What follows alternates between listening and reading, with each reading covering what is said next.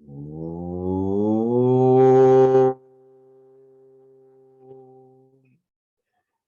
श्री साई नाथाय नमः। ओम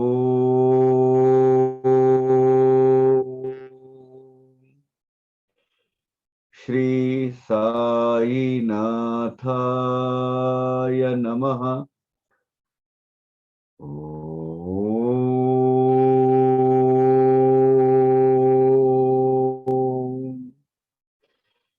श्री साई नाथाय नमः। ओम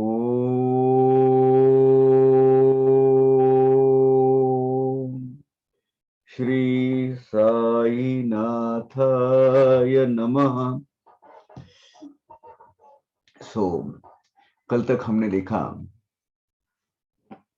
कि डॉक्टर पिल्ले को नारू की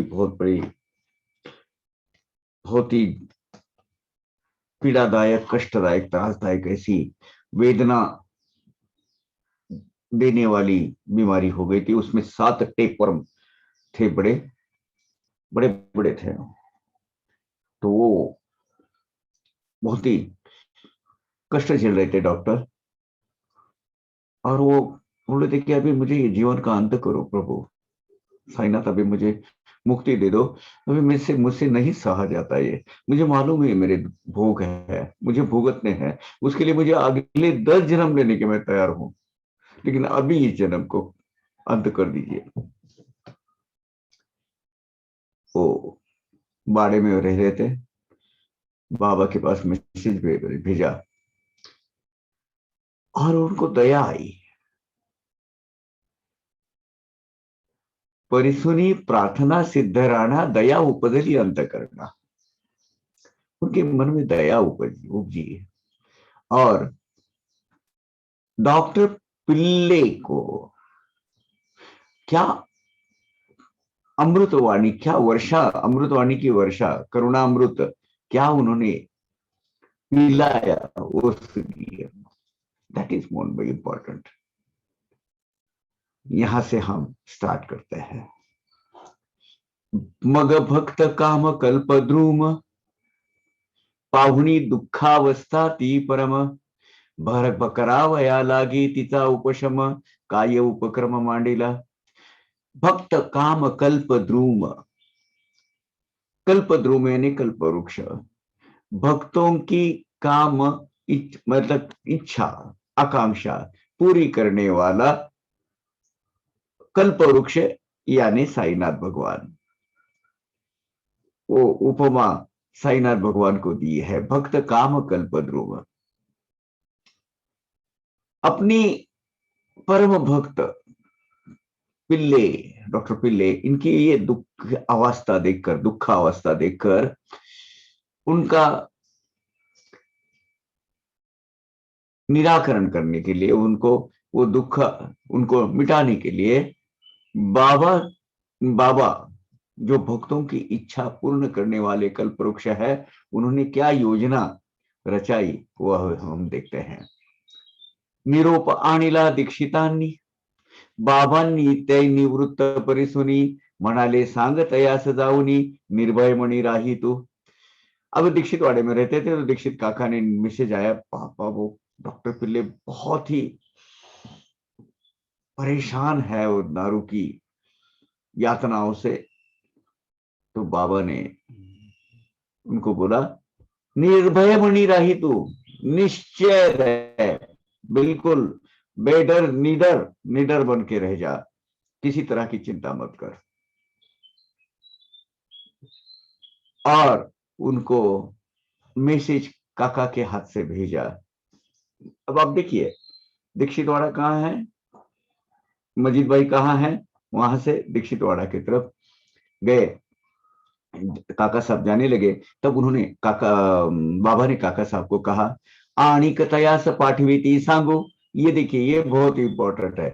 आणिक तयास पाठविती सांगू, किमर्थ 10 जन्माचा पांगू, अवघ्या 10 दिवसाचा भोगू, भोगू विभागुन परस्पर।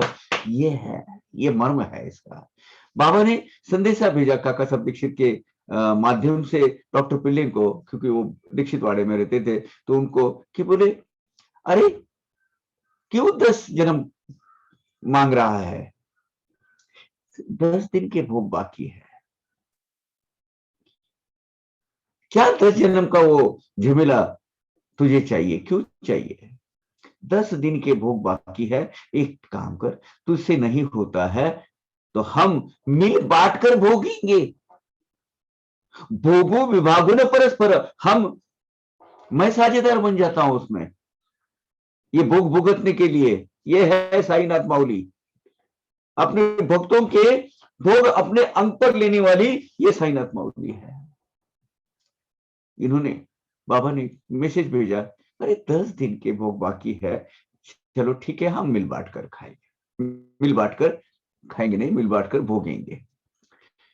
मोक्ष स्वार्थ व परमार्थ द्यावयामी अस्ता समर्थ। श्रीनाथ भगवान की समर्थता देखो, क्या बोले, अरे तुझे मोक्ष देने की, तेरा निज हित, स्वार्थ है तेरा निज हित करने की, और तुझे परमार्थ प्रदान करने के लिए मैं यहां, देने के लिए मैं यहां समर्थ बैठा हूं, मैं उतना सक्षम हूं।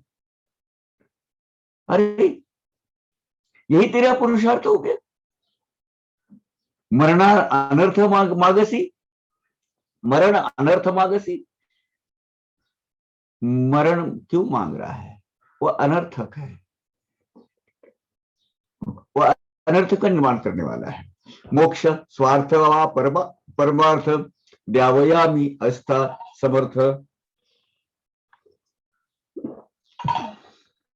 हाथ का तुझा पुरुषार्थ, मरण अनर्थ मागसी। अरे मोक्ष सुख, निज सुख शांति, परमार्थ प्राप्ति कर तुझे प्रदान करने के लिए, तुझे देने के लिए मैं यहाँ सक्षम बैठा, और ऐसा होने के बावजूद तो तू मरण मांग रहा है, यही तेरा पुरुषार्थ है। और फिर बोला उन्होंने दीक्षित काका को, आनवातया सब उसरुनी, भोग हा साहू की तो भोगुनी, जावे न ऐसे गांगरुनी, आनावा मारोनी पाठीवर। एंड बाबा ने कहा, एक काम करो काका, उनको ना पीठ पर उठाकर यहां ले आओ, जो उसके भोग है वो हम मिल बांट कर सह लेते हैं। ऐसा हड़बड़ा जाने की, जो गांगरून जाने ने हड़बड़ा जाना, हड़बड़ा के कुछ फायदा नहीं है, ऐसा विचलित और चंचल होके कुछ फायदा नहीं है। चलो उठो, उसको पीठ पर लाद कर उठा के लेके आओ यहां द्वारका मायन में। असो डॉक्टर ऐसी स्थिती, आणिले तात्काळ मशिदी प्रती, पाठीचा तकिया काढून हाती, दिदला तया प्रति बाबांनी। पीठ पर उनको लाद कर लेके आए, लाया गया उनको, अब किसने लाया क्या लाया उसके डिटेल्स नहीं है। और बाबा ने फिर क्या किया, अपना खुद का तकिया, जो पीछे टेक कर बैठने के लिए वो जो बाबा जो यूज करते थे, वो निकाला, खुद का राजा सिंहासन का जैसा वो सिंहासन समझ लो, वो तकिया, वो स्वरूप उन्होंने डॉक्टर पिल्ले को दिया। और जो सामने जो पिलर है, वो पिलर को लगाया और बोले, इसको तू पैर आराम से लंबा कर और बैठ जा। दिदला बाबाने तया प्रती, असो डॉक्टर ऐसी स्थिती, आणिले तात्काळ मशिदी प्रति, पाठीचा तकिया काढून हाती, दिदला तया प्रति बाबाने, अपने पीठ का सिरहा तकिया बाबा ने उनको दिया, और ठेवीला आपले सव्यभागी, फकीर बाबा बैसत ते जागी, म्हणाले टेकून पडिये उगी, चिंता वावगी करू नको। अब फकीर बाबा जहां बैठते थे, हमेशा उनकी जो बैठने की जगह है, वहां वो उनको बिठाया गया, और सामने सव्यभागी यानी सामने बिठाया गया, दक्षिण दक्षिण दक्षिण दिशा जो है, मुझे लगी दक्षिण दिशा यानी बाबा के बाएं हाथ में। और बाबा ने क्या कहा कि बोले, अभी तो चिंता मत कर, थे बोला आपले सव्यभागी, फकीर बाबा बैठत ते बाबा बैसत ते जागी, म्हणाले टेकून पडिये उगी, वाऊगी चिंता वाऊगी करू नको। अभी चिंता करने की कोई जरूरत नहीं, शांति से वहां तकिया को सिराने को तेरा सर लगा के पैर लंबा करके बैठ जा, और बाद में शांति तकिया को ऐसा लेट कर पड़े रहे, तुझे आराम आएगा। करी स्वस्थ पाय लांब, लांब पाय करी स्वस्थ लांब पाय, तेने तुझला आराम होय, संचित संपणय संपेना भोगल्याशिवाय, खरा उपाय तो हाची। पाय अपने पैर लंबे करके शांत चित्त से पड़े रहे, तुझे आराम पड़ेगा। संचित कर्म जो अपने है वो भोग कर ही खत्म करने पड़ते हैं बहु, वो उसके लिए खत्म नहीं होते, भोगने के साथ ही उसको खत्म करना पड़ता है। उसको संचित कर्म को अगर उससे उससे छुटकारा पाना है तो उसको भोग कर ही छुटकारा पा सकते हैं बहु, उसके पहले नहीं। और उसके आगे जो अमृतवाणी बरसाए है बाबा, वो जीवन का सार है। हम दूसरे को कोसते रहते हैं, क्या मेरा ऐसा नसीब ये और वो सब यात्राएं वितनाएं, तब कभी भी अपने दिल में ये नहीं आता है कि हमारी कुछ गलतियां ये जन्म में या पहले कुछ जन्म में हो गई होगी, उसी कारण हमें ये भोग आ गए हैं, भुगतना जरूरी है। शांत बैठिए।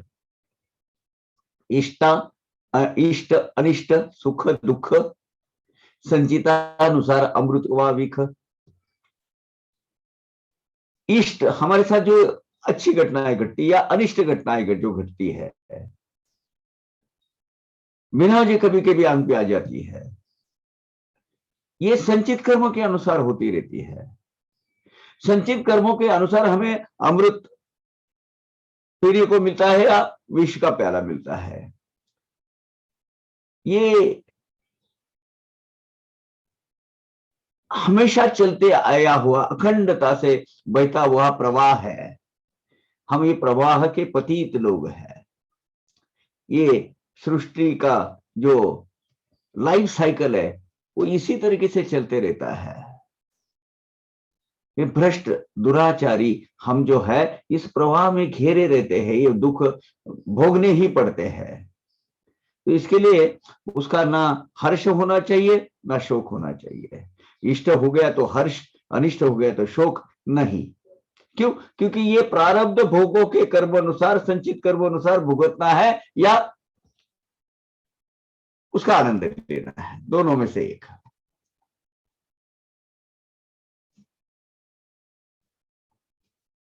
क्या हुआ? दूसरा तो कोई इलाज नहीं, उपाय ही नहीं है। बाबा ने आगे कहा, जे जे ईल ते ते साहे, अल्लाह मालिक वाली आहे, सदा तयाच्या चिंतनी राहे, काळजी वाहे तो सारी। जो जो भुगतना पड़ रहा है वो भुगतते रहो, उसको सहन करते रहो। आखिर में अल्लाह मालिक सब कुछ देख रहा है, सदा उसकी चिंतन करते रहो, सदा उसके नाम रटते रहो, नाम जप करते रहो, उसके हमेशा उसका ध्यान करते रहो, उसकी आराधना उपासना करते रहो। वो सबकी खबर रखता है और सबकी चिंता करता है, सबका मालिक वही है। और सबका वो क्या करता है, सबको आश्रय देकर दुखों का निवारण करता है। काळजी वाहे तो सारी, वो सबकी चिंता करते रहता है। चित्त वित्त काया वाणी, सहित रिगावे तयाचे चरणी। चित्त वित्त काय म्हणजे मन से, धन से, काया से, वाणी से, हमेशा इनके साथ, हमेशा उनके चरणों में हमें लीन रहना चाहिए। आस्था निरंतरतयाचे स्मरणी, हम हमेशा उनके स्मरण में रहिए। फिर वो अपनी अनुभूति देना चालू कर देता है, वो अपनी करनी दिखाना चालू कर देता है। और फिर वो सर्वशक्तिमान भगवंत है, उसकी अलौकिक करनी है ना, वो फिर अनुभूति को आने लगती है, उसकी अनुभूतियां हमें पता चलेगी। सब हमेशा परमेश्वर का ध्यान कीजिए, परमेश्वर का चिंतन कीजिए। जो होता है उसका एक में साक्षीदार भगवंत है। अल्लाह मालिक है। जो जो भी अपने जीवन में जो जो भी घटित हो रहा है वो उसकी वजह से हो रहा है। अब हो रहा है अपनी प्रारब्ध भोगों से, लेकिन हाँ, उसके हुक्म से, उसके हुक्म से सब हो रहा है। तब ते वदती पिल्ले डॉक्टर, पट्टी बांधी थी नारोवर, नाना साहेब चांदोरकर, परी न उतार काहीच। क्या करूं बाबा, वो नाना साहब चांदोरकर है ना, उन्होंने पट्टी बांध दी है नारू के ऊपर, लेकिन कुछ भी फर्क नहीं हो रहा है, क्या करूं। तब बाबा ने क्या कहा, बोला बाबा, बाबा म्हणती नाना पागल, पट्टी सोड तू मरशील, आता काऊ येऊन चोचील, मग तो होशील सांगला।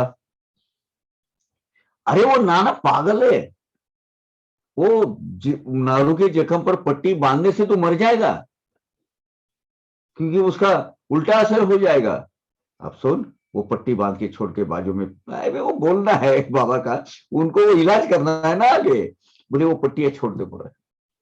अब क्या होगा, एक कौवा आएगा, और कौवा ये जख्म पर चोच मारेगा, और फिर वो तुझे आराम पड़ेगा, वो तोड़ देगा। यानी मानो वो कौवा जो है वो सर्जन बनकर ही आ रहा है।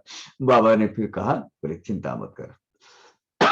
असो ऐशा वार्ता चालता, अब्दुल आला तत्काळ वरता, पण त्यात तेल घालावया करिता, काय अवचितातही घडले। ये भी इसी सब वार्तालाप चल रहा था, वो दुखना शाम का वक्त है।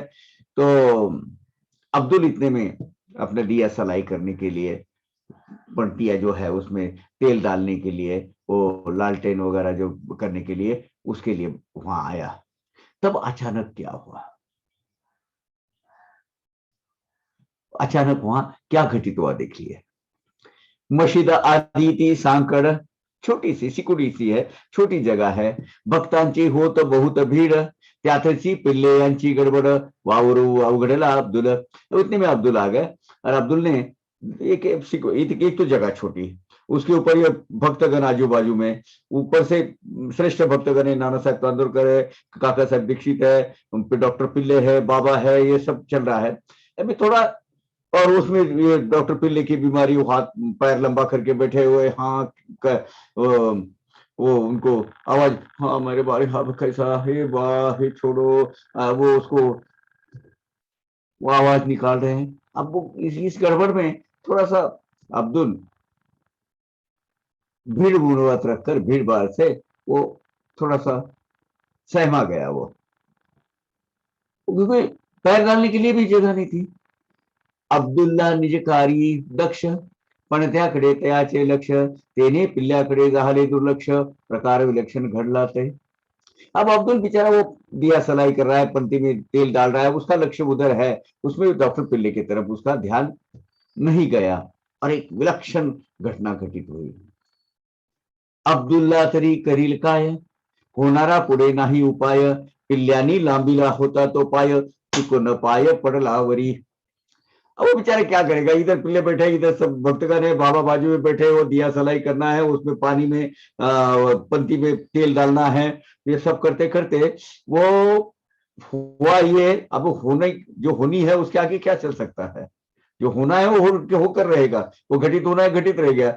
अब्दुल का पैर पिल्ले के वो जहां जख्म है वो जख्म पर ही पड़ गया गलती से। अब क्या करे, बराबर उधर ही गया, जैसे वो पैर उसके ऊपर पड़ा, वो जख्म फूट गए, और उसमें से बहुत सारा पस वगैरह सब बाहर निकलने लगा। आधीचा पाय होता सुजला, व तेथेच अब्दुलचा पाय पडला, मग पिल्ल्याने जो ठणा नाना नाना केला, अति कळवळला जीवते। पहले वो बहुत सूजन आ गई थी, ऐसा गैंग्रीन हो गया था सब, उसके ऊपर अंदर पस भरा हुआ था।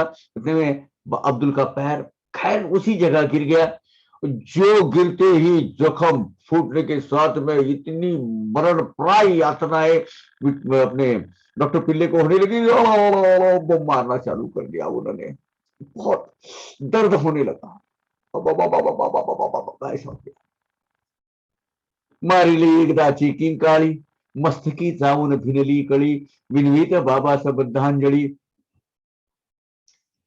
करुणा समेली ते परिसा। एक जोर की चीख लगाई उन्होंने, इतनी की शरीर मस्तक निकल गया। ओ मैं मर गया बेटा, ओ शुरू कर दिया डॉक्टर पिल्ले ने और हाथ जोड़कर बाबा को प्रार्थना करती, करुणामय भावना से, करुणामय स्वरों में प्रार्थना की। क्या की वो सुनिए। करुणा की भीख मांगने लगे, बाबा बाबा ये क्या हो रहा है। नारू फुटून वाहू लागती, पिल्ले अत्यंत अस्वस्थ चित्ती, एकीकडे आक्रोश करीती, गाऊ अनुसरती दुसरीकडे। क्या करें, हंसी भी आ रही है रोना भी आ रहा है कि पिल्ले के साथ बेचारे के साथ ऐसे नहीं होना चाहिए। अभी जख्म पर तो पड़ गया, जख्म फूट गई, उसके ऊपर से वो बस बहने लगा, वो नारू के सब कीड़े भी उसके साथ बहने लगे।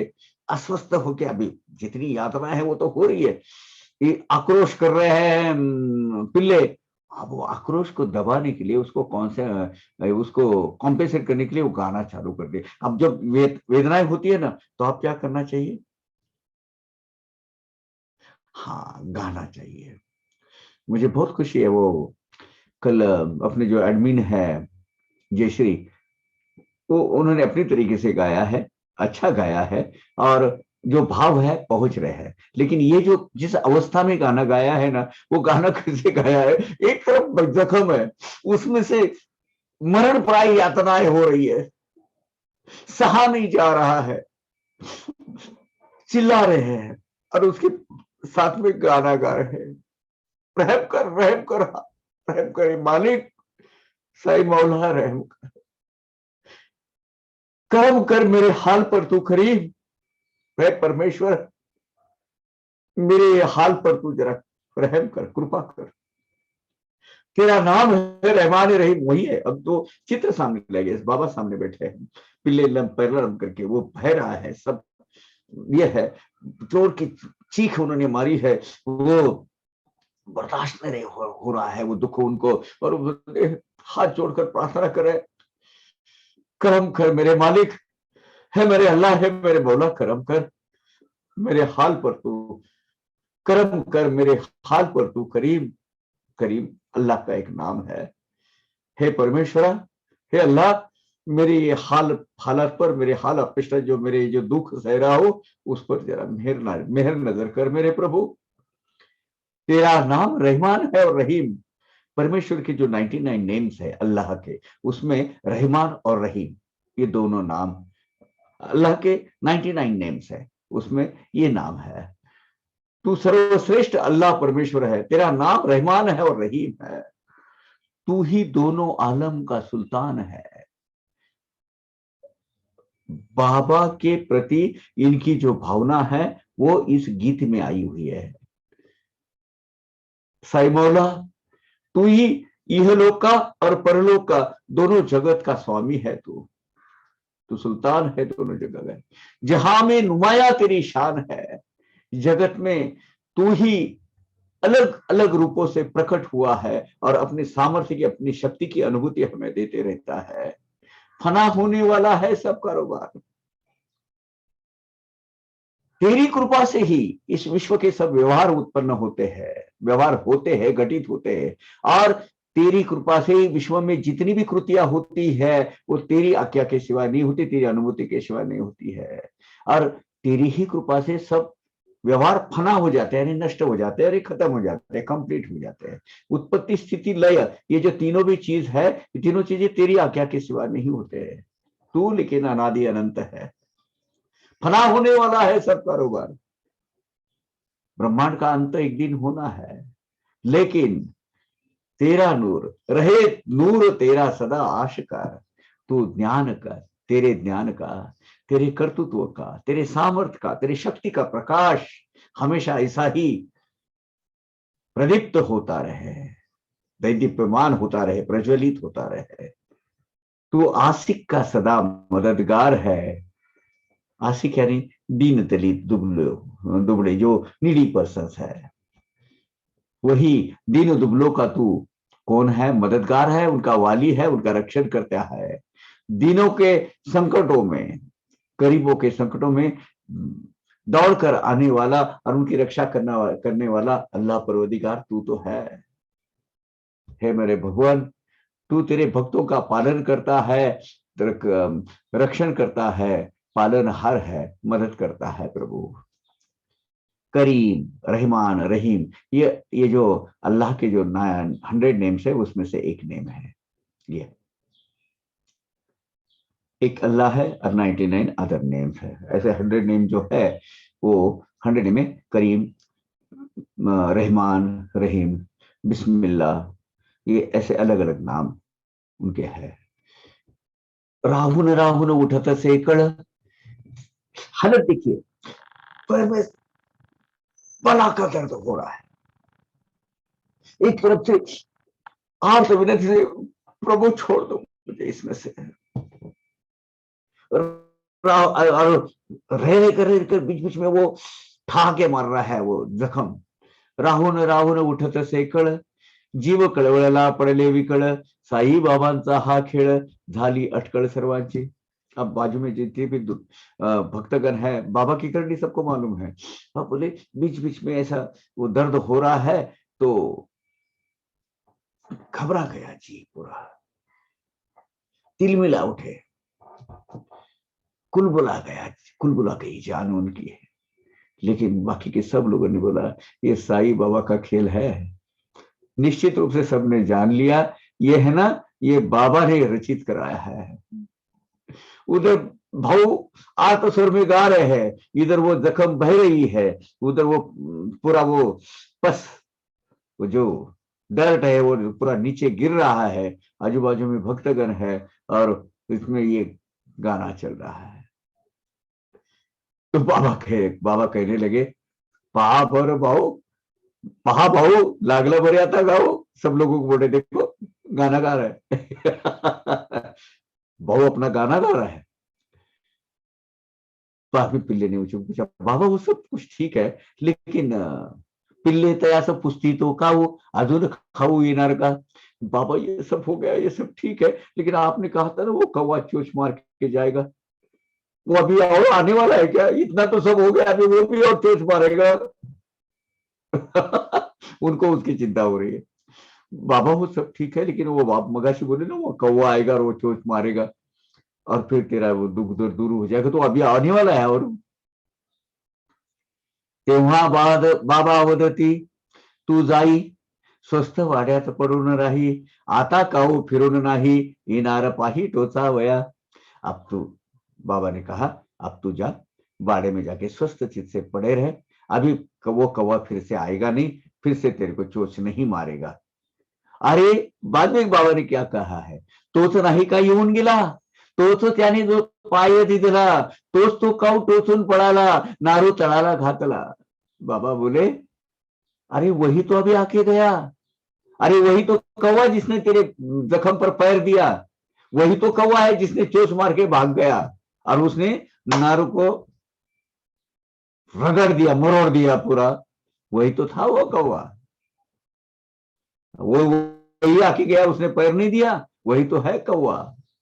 कैसा काऊ आणि कावळा, होणार वृत्तांत समक्ष घडविला, काक अब्दुल्ला रूपे प्रकटला, कैसे केले बोला अनवर्थ।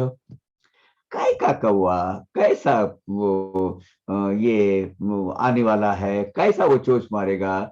बाबा ने प्रत्यक्ष अपने सामने एक योजना रचाई और अब अब्दुल्ला को कौवे के रूप में प्रकट करवाया, और ऐसा ही बोलो का अर्थ होता है।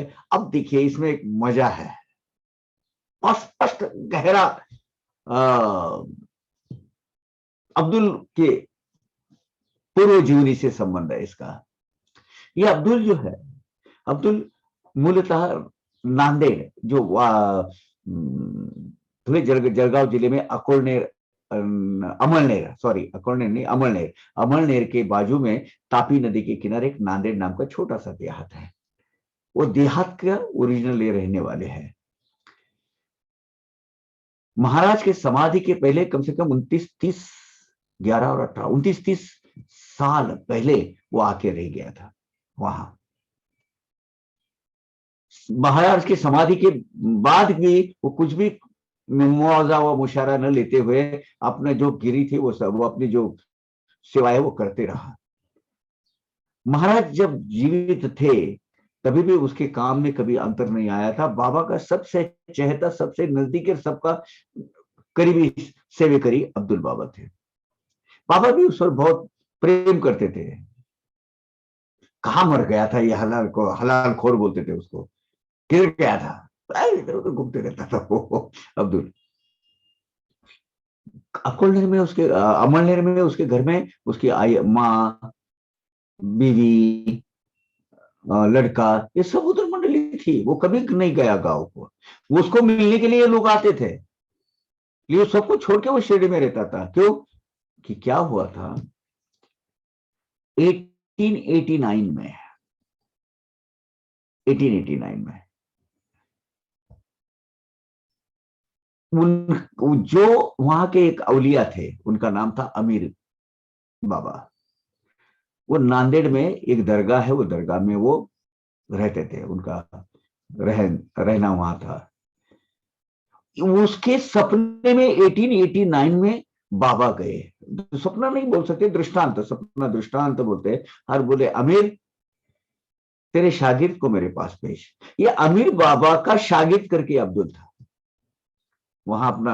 अमीर क्या मुजावर करते थे ना वो शागिर्द जो है, वो अपनी मस्जिद की जो देखभाल करने का, झाड़ू पोछा करने का, सब क्लीन करने का, और अपने जो गुरु है उनकी सेवा करते रहने का, इसके लिए वो वहां कार्यरत था उधर। एक दिन अमीर बाबा के सपने में सपना दृष्टांत दिया और बोले अमीर तेरे शागिर्द को मेरे पास भेज। और उनको सपने में 2 आम दिए। अमीर की नींद खुल गई तो देखा तो सचमुच में 2 हाथ में 2 आम है। उन्होंने लगा अरे बाप रे, साईं बाबा की ये करनी है।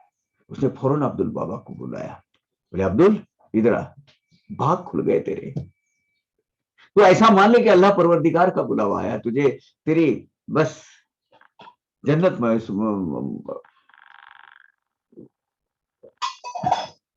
तुझे जन्नत जन्नत मिल गई समझ ले तू। अरे साईं बाबा का बुलावा आया है तुझे। अब ये बेटा वो कहा, एक वो खानदेश में एक छोटा सा गांव, छोटे से गांव में एक दरगाह, उसमें वो उसको कुछ नहीं मालूम था, वो तो वही काम करता था वगैरह। तो बोले अब्दुल अब्दुल बाबा ने पूछा कौन साईं बाबा, कहाँ है, क्या है। लेकिन अपने गुरु ने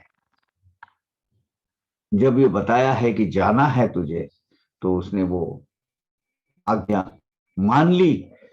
घर में एक लड़का हुआ है, उसकी वो औरत है, माँ है, एक छोड़कर उसने अपने बुरा बिस्तरा बांधा और शिरडी की तरफ चल पड़ा। अब शिरडी कहाँ है, कहाँ किसको नहीं मालूम। ढूंढते ढूंढते ढूंढते ढूंढते कोपरगांव, मनमाड़ आया, मनमाड़ से कोपरगांव आया, कोपरगांव से ढूंढते ढूंढते शिरडी आया। दोपहर के 4 बजे का वक्त हो गया होगा उसको जब आते आते। दूर से वो आ रहा था, द्वारका माई के सामने बाबा वो सीढ़िया पर बैठे हुए थे और भी चंद भक्तगण थे। उतने में अब्दुल बाबा ने खुद ये बात कहकर रखी हुए नरसिंह स्वामी जी को, अपनी मुलाकात में उन्होंने बोला है। तो इतने में सबको सुनाई देगा, इस स्वर में बाबा बोले मेरा कौवा आया देखो। आंख से आंसू आ जाते हैं। कितना सूक्ष्म लेवल पर हमारे साईनाथ भगवान हमारे लिए इतनी योजना बनाते हैं। 1889 में जैसे अब्दुल आ रहा था, बाबा ने बोला मेरा कौवा आया देखो। आगे चलकर डॉक्टर पिल्ले को 1907 में,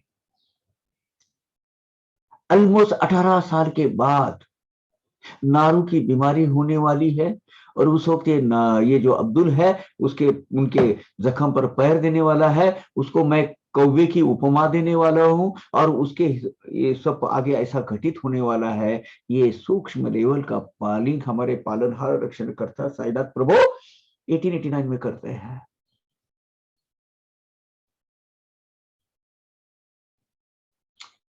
एक बार अपने जीवन के सूत्र बाबा के हाथ में दिए तो अब किसी चिंता करने की जरूरत नहीं है।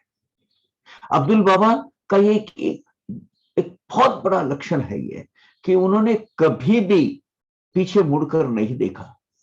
एक बार अब्दुल शिरडी में आ गए, वो शिरडी के बनकर रह गए, फिर कभी अपने गांव नहीं गए। उनके माँ, लड़की, अपनी पत्नी, बच्चा, वो सब शिरडी में आते थे कभी कभी।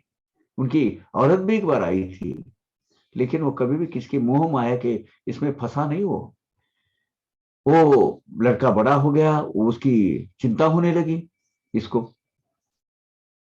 माँ को, शादी की। अब वो हुआ क्यों कि सब बाबू उसका कोई रिश्ता ही नहीं जम रहा था।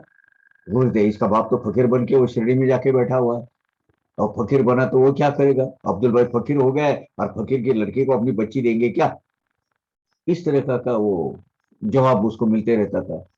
तो एक बार वो, उनकी औरत, अब्दुल बाबा की औरत तो आई, बाबा के पास गए, और बाबा को बोले, बाबा इसकी शादी नहीं हो रही, जरा कुछ करिए ना। तो बाबा ने बोले, सबूरी रखो, डरना नहीं, उसको बहुत अच्छे घर की लड़की चल के आएगी और वो अपने आप रिश्ता जम जाएगा। और हुआ ही ऐसा है। अब्दुल भाई की माँ और लड़का, अब्दुल भाई की माँ और लड़का एक गांव को गए थे, तो उनको एक सरगृहस्थ मिले, और उसने आग्रह किया, आप मेरी लड़की के साथ शादी करो, शादी कर लो। बस वो जड़ के अंदर कर गया, मुझे लड़की यही लड़के को देना है। वो बाकी के लोगों ने उसको समझाया, अरे इसका बाप फकीर हो गया है, इसका कोई खाने के ठिकाना नहीं है, वो कोई है कि नहीं मालूम नहीं, काहे को तो देता है अपनी लड़की। भले मैं फकीर हो गया तो भी चलेगा, मेरा सब कुछ निकल गया तो भी चलेगा, लेकिन मैं लड़की ये लड़के को ही दूंगा। एक्चुअली उसको दो लड़कियां थी। वो बड़ी लड़की की, जो बड़ी लड़की है, उसकी शादी तय हो गई थी, लेकिन उसको होने में, अभी निकाह होने में तो वक्त था। लेकिन उसके लिए वो रुका नहीं, वो छोटी लड़की इसके, वो अब्दुल के लड़की के साथ कर ली क्या, वो रिश्ता तय कर लिया, और उसमें निकाह भी पढ़ा दिया। उसकी शादी इमीडिएटली हो गई। यानी लगभग 29 ईयर्स बाबा का सहवास उसको मिला था। क्या बात है। एक, मैंने, मेरा कौवा आया, डॉक्टर पिल्ले को जो नारों की घटना हुई है, ये 19, मैंने कहते 7 के बाद हुई, 11 के, क्योंकि वो दीक्षित वाड़े में रहते हो, दीक्षित वाड़ा 1911 को तैयार हुआ है। अब उसके पहले वो कहीं रहते होंगे तो मालूम नहीं। यानी दीक्षित वाड़ा 1911 में तैयार हुआ, उसके दीक्षित वाड़े में रहते थे, तो इसका मतलब 1911 एंड 1889, 22 साल, 22 साल डॉक्टर के पहले डॉक्टर पिल्ले को नारू होने वाला है। और ये उस सब पूरे एपिसोड में ये अब्दुल कवि की, कवि का किरदार निभाने वाला है। ये बाबा ने 1889 में ही सोच कर रखा था, 89 में ही इसकी योजना बनाई थी। साई भगवत, हमारे अल्लाह परवरदिगार, मौला साई, जब हमारे जीवन का इतना माइक्रो नाइनो लेवल पर प्लानिंग करते हैं, तो हमें क्यों चिंता होनी चाहिए भाई। क्यों हमारे जीवन की और भविष्य की चिंता करके हमारा वर्तमान हमें अभी बिगाड़ना है। नहीं, ये लीला के माध्यम से एक स्पष्ट हो जाती है, एक चीज बहुत स्पष्ट हो जाती है। एक बार आप साई के बनकर रहो, साई के पूर्णता शरण में जाओ, साई भगवान अपने जीवन की पूरी सूत्र, जीवन के सूत्र अपने हाथ में लेने के बाद भक्तों का उद्धार करते हैं। और इसके लिए क्या करना है, कुछ नहीं, हाँ, अपने जीवन की नैया भागडोर उनके हाथ में देकर उनका नाम जब करते रहे, उनके कार्य में लगे रहे, उनकी सेवा में लगे रहे। वो अपना अपना घर गृहस्थी खुद, आगे चिंता भगवान को हाथ में सौंप देने का, अपना कार्य करते रहने का, जैसा वो बोलेंगे वैसा करते रहने का। थोड़ा सा हजम होने को टाइम चाहिए, क्या कह रहे हो? कितनी, क्या लेवल की कथा है ये, क्या लेवल की लीला है ये। बोल नव्हे तो ब्रह्मलेख, कर्मावरी ही मारील मेख, अल्पावकाशेच भाऊस देख, लागले सुख वाटावया। प्रकृति ने लिखे हुए सब जो भोग है, वो भोग पर भी ठप्पा लगा के उसको खत्म करने वाले साईनाथ भगवान है। ब्रह्म लेख है, ब्रह्म, जिनका जो बोल है बाबा के बोल, वो ब्रह्म वाणी है, वो कभी खत्म नहीं हो सकती, वो गलत साबित नहीं हो सकती। अपने प्रारब्ध कर्मों की जो भोग है ना, वो भी खत्म कर देते हैं बाबा उधर के उधर। क्या बोले थे?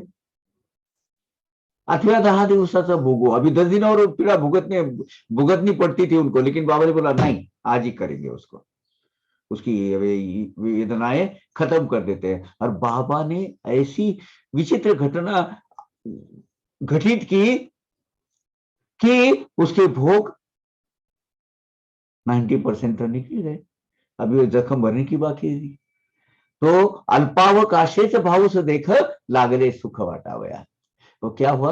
बाबा के बोल ये बोल नहीं है, ये ब्रह्म लिखित त्रिकालाबादी सत्य है। संचित कर्मों से अपने को जो भोग भुगतने पड़ते हैं, वो बाबा उसका समूल अंत कर देते हैं, नष्ट कर देते हैं। भाव के उर्वरित जितने भी भोग रह गए थे, वो भी चंद दिनों में वो जख्म भर पे आ गई, सुख समाधान स्वस्थ पाए डॉक्टर पिल्ले भाऊ। क्या क्या किया उन्होंने फिर? उन्होंने एक ही किया, उदी लेपन, उदी सेवन, हेच औषध, हेच अनुपान, झाले समूळ रोग निरसन, उगवला तो दीन दाहवा। 10 दिन के अंदर ही बाबा ने क्या बोला? 10 दिन को भोग है। क्या किया डॉक्टर पिल्ले ने? उदी वो जख्म पर लगाते थे, उदी मिश्रित पानी पीते थे, बस यही औषध है और यही व्रत है, यही परहेज है, बस दूसरा कुछ नहीं। संपूर्णतः वो नारू निकल गए, 7 नारू के कीड़े। आप अंदाजा नहीं आपको? आप वो एक बार वो पुरानी अगर कहीं क्लिप्स मिले तो देखो, क्लिप्स तो थे नहीं उस वक्त, 50 60 साल पहले ये बीमारी थी। हाँ, हम बच्चे थे, हम पानी के माध्यम क्या हुआ, उसको नारू हो गया। वो नारू, वो हमने खुद देखा है, माचिस की तिलिया ऐसा बांध बांध के उसको लगाते थे, जितना भार आता है, जितना भार आता है, और वो बाद में चिल्लाता था, वो भार लाते रहते। ऐसे 7 कीड़े बोले तो क्या होता होगा, मतलब उसकी ग्रेविटी देखिए, उसकी डेंसिटी देखिए वो बीमारी की। ऐसा करते करते वो 10 दिन के अंदर वो जख्म पूरी भर गई। निघाले सजीव सप्त जंतु, जिंदे और जिंदे ही होते, जिंदे। निघाले सजीव सप्त जंतु, 7 कीड़े निकल गए। जख्मा माजिल बारीक तंतु, छोटे से कीड़े होते, अपना वो सेवैया होती है, सेवैया, मार्मालेट्स, ठीक उसी साइज के होते हैं, लेकिन लंबे होते हैं, कभी कभी 2 2 मीटर भी होते हैं, 1 1 मीटर होते हैं लंबे। वो जख्म से छोटे से वो तंतु निकल गए बाहर। वेदना बहुत कष्टदायी वेदनाएं हो गई, लेकिन वो भी शांत हो गई। और ऐसी इस तरह डॉक्टर पिल्ले के दुखों का अंत हो गया। निघाले सजीव सप्त जंतु, जख्मा माजिल बारीक तंतु, वेदना दुर्धर जाहल्या शांतु, दुखासी अंतु जाहला। इस तरह वो डॉक्टर पिल्ले भाऊ के दुखों का अंत हो गया, और मरण प्राय यातनाओं से उनको छुटकारा मिल गया। जानोनी ऐसिया चमत्कार, पिले साश्चर्य जाहले अंतरा, नेत्र श्रवले प्रेमधारा, पाहुनी उदारा चरित थे। बाबा के उदार करुणामय अंत, ये आचरण का स्वयं साक्षीदार, और स्वयं वो जो अनुभूति लेने के बाद नैनों से आंसू आने लगे डॉक्टर पिले is a very balance person, a very matured person। बाबा सलाह मशवरा जिसका लेते थे, वो उसकी योग्यता कितनी बड़ी होगी।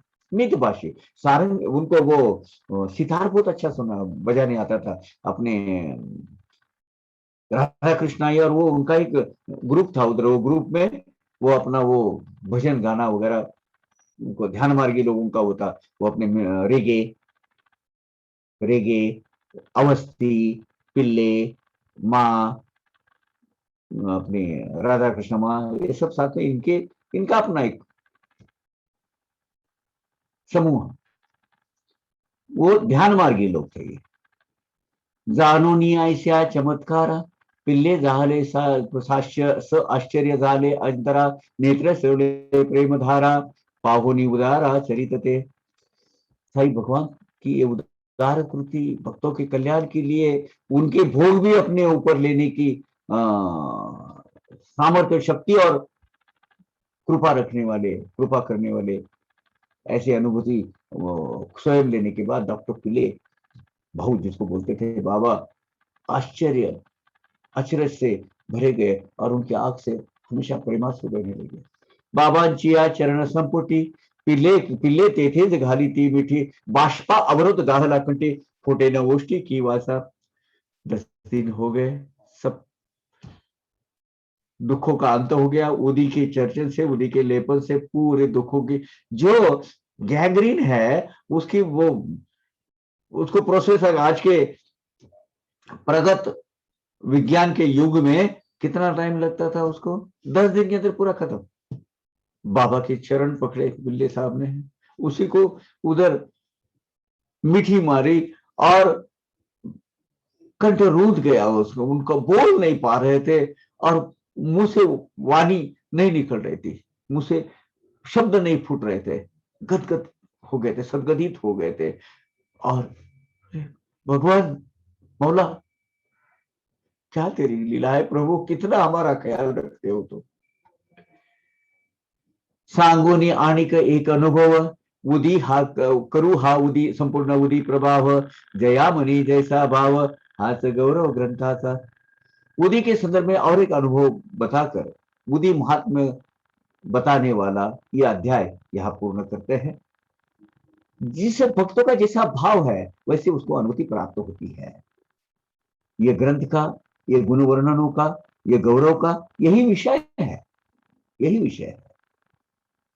एकदा माधवराव ज्येष्ठ, बहुत ही प्यारी कथा है। एकदा माधवराव ज्येष्ठ बापाजी तयांचा बंधू कनिष्ठ कैसे तयावरी येता अरिष्ट उदीने अभिष्ट पावले। एक बार माधवराव देशपांडे के साथ घटित घटना हुई है। उनके छोटे भाई बापाजी, वो भी खुद शिक्षक थे और वो कुराड़े में थे, कुराड़े में नहीं, सावड़ावेर में थे। वहां भी वो प्राथमिक शिक्षक का काम करते थे। उनके ऊपर जो अरिष्ट आया, उनके ऊपर जो संकट आया, वो संकट का निवारण उदी से कैसे दूर हुआ, ये कथा अभी आ जाएगी। और क्या ये बुद्धि का प्रभाव है। माधवराव देशपांडे की जो कनिष्ठ बंधु है पापा जी, उनके पत्नी के बारे में एक घटना घटित हुई है, वो हम सुन लेते हैं अभी। ऐसा या बुद्धीचा प्रभाव किती वानावा म्या नवलाव ग्रंथी ज्वरादी रोग सर्व औषध अपूर्व नाही तुझे। क्या कहने का कथा ये। अभी ग्रंथि ज्वर यानी प्लेग। अब प्लेग का आपको पता है, ये चूहे जो होते हैं, चूहे के इससे उनका संक्रमण होता था, संक्रमित होता था और सबको होता था। और इसमें जंघा में या इधर या पैरों के इसमें गांठ आती थी, छोटी सी ऐसी ट्यूमर, इतना सा वो लाल होता था। और वहां से वो आदमी, मानो वो एक बार गांठ आ गई कि लोग उसका गया। जैसे अभी जो कोरोना महामारी है उसमें एक बार सांस अटक गई कि लोग वो जीवन की आशा छोड़ देते हैं। वैसा उस वक्त वो किसी भी की जंगा में अगर गांठ है और वो आई हुई है और लाल होना चालू हो गया तो समझ लो वो आदमी गया, वो वापस नहीं आ सकता, चंद दिनों का मेहमान। मैंने उसकी अंत्य यात्रा की तैयारी करके रखो, बिल्कुल ये इक्वेशन तैयार हो गया था। ऐसे ग्रंथि जो ऐसे प्लेग की बीमारियां भी बाबा के उदी ने ठीक करवा दी है। देखिए यही कथा वो जताती है। प्लेग, प्लेग ग्रंथि जो है नहीं, प्लेग का बुखार। एक बार इस रोग में क्या होता था, मैं आपको जैसे बताया, गांठ आती थी और आदमी मृत्यु मुखी मृत्यु के जबान में चले जाता था। चूहे की वजह से इसका फैलाव होता था। एक बार एक गांठ आई कि समझ लो वो बस जाने की तैयारी है। लेकिन ऐसी जानलेवा बीमारी के बुखार से भी, एक बार बुखार आना चालू हो गया तो वो समझ लो खत्म। वो बुखार भी उदी के प्रसाद के सेवन से, उदी के सेवन से इसको अभूतपूर्व ऐसी औषधि, उदी यानी ऐसी औषधि है कि अब तक ऐसी हुई नहीं होगी। ऐसे सामर्थ्यवान शक्ति शक्ति मान ऐसी उदी, उसकी प्रवाह, उसका उसने अपना प्रभाव कैसा दिखलाया, असर कैसा दिखलाया, उसकी उसकी द्योतक की कथा है। ये वर्णन अभी हम सुनते हैं। आस्था साबुळ विहिरीवर कुटुंबासी आला ज्वर, ग्रंथी उद्भवल्या जांगेवर, मनी घाबरला बापाजी। अब बराबर शिरडी कोपरगांव रास्ते में, शिरडी से मेरे ख्याल से 2 किलोमीटर भी नहीं हो गए, 2-3 किलोमीटर पे है आगे। शिरडी कोपरगांव के रास्ते पर जैसे कोपरगांव को जाते हैं, एक 3-4 किलोमीटर हो गए, एक गांव है, उसका नाम है साउळवीर, सावड़ावीर। एक चले जाता है नासिक की तरफ और एक चले जाता है कोपरगांव की तरफ, तो सावड़ावीर वो वहां है। बापा जी यानी माधवराव देशपांडे के कनिष्ठ बंधु, ये वहां प्राथमिक शिक्षक थे। तो उस वक्त घटना ये हुई, अब वो गांव में फैलते फैलते जा रहा था प्लेग। 1911 में भी ऐसा ही हुआ था, शिरडी में भी 7 लोग मरे थे उससे। वो जहां जिधर भी जंगा है उधर, इसमें वो एक गांठ आ गई उनकी पत्नी के, 2 गांठी आ गई, एक नहीं 2, और उसका बुखार आ गया और वो बुखार से वो धराशायी हो गई। वो बिस्तर पकड़ लिया उसने। बोले क्या कर, अभी क्या हो सकता है इसका।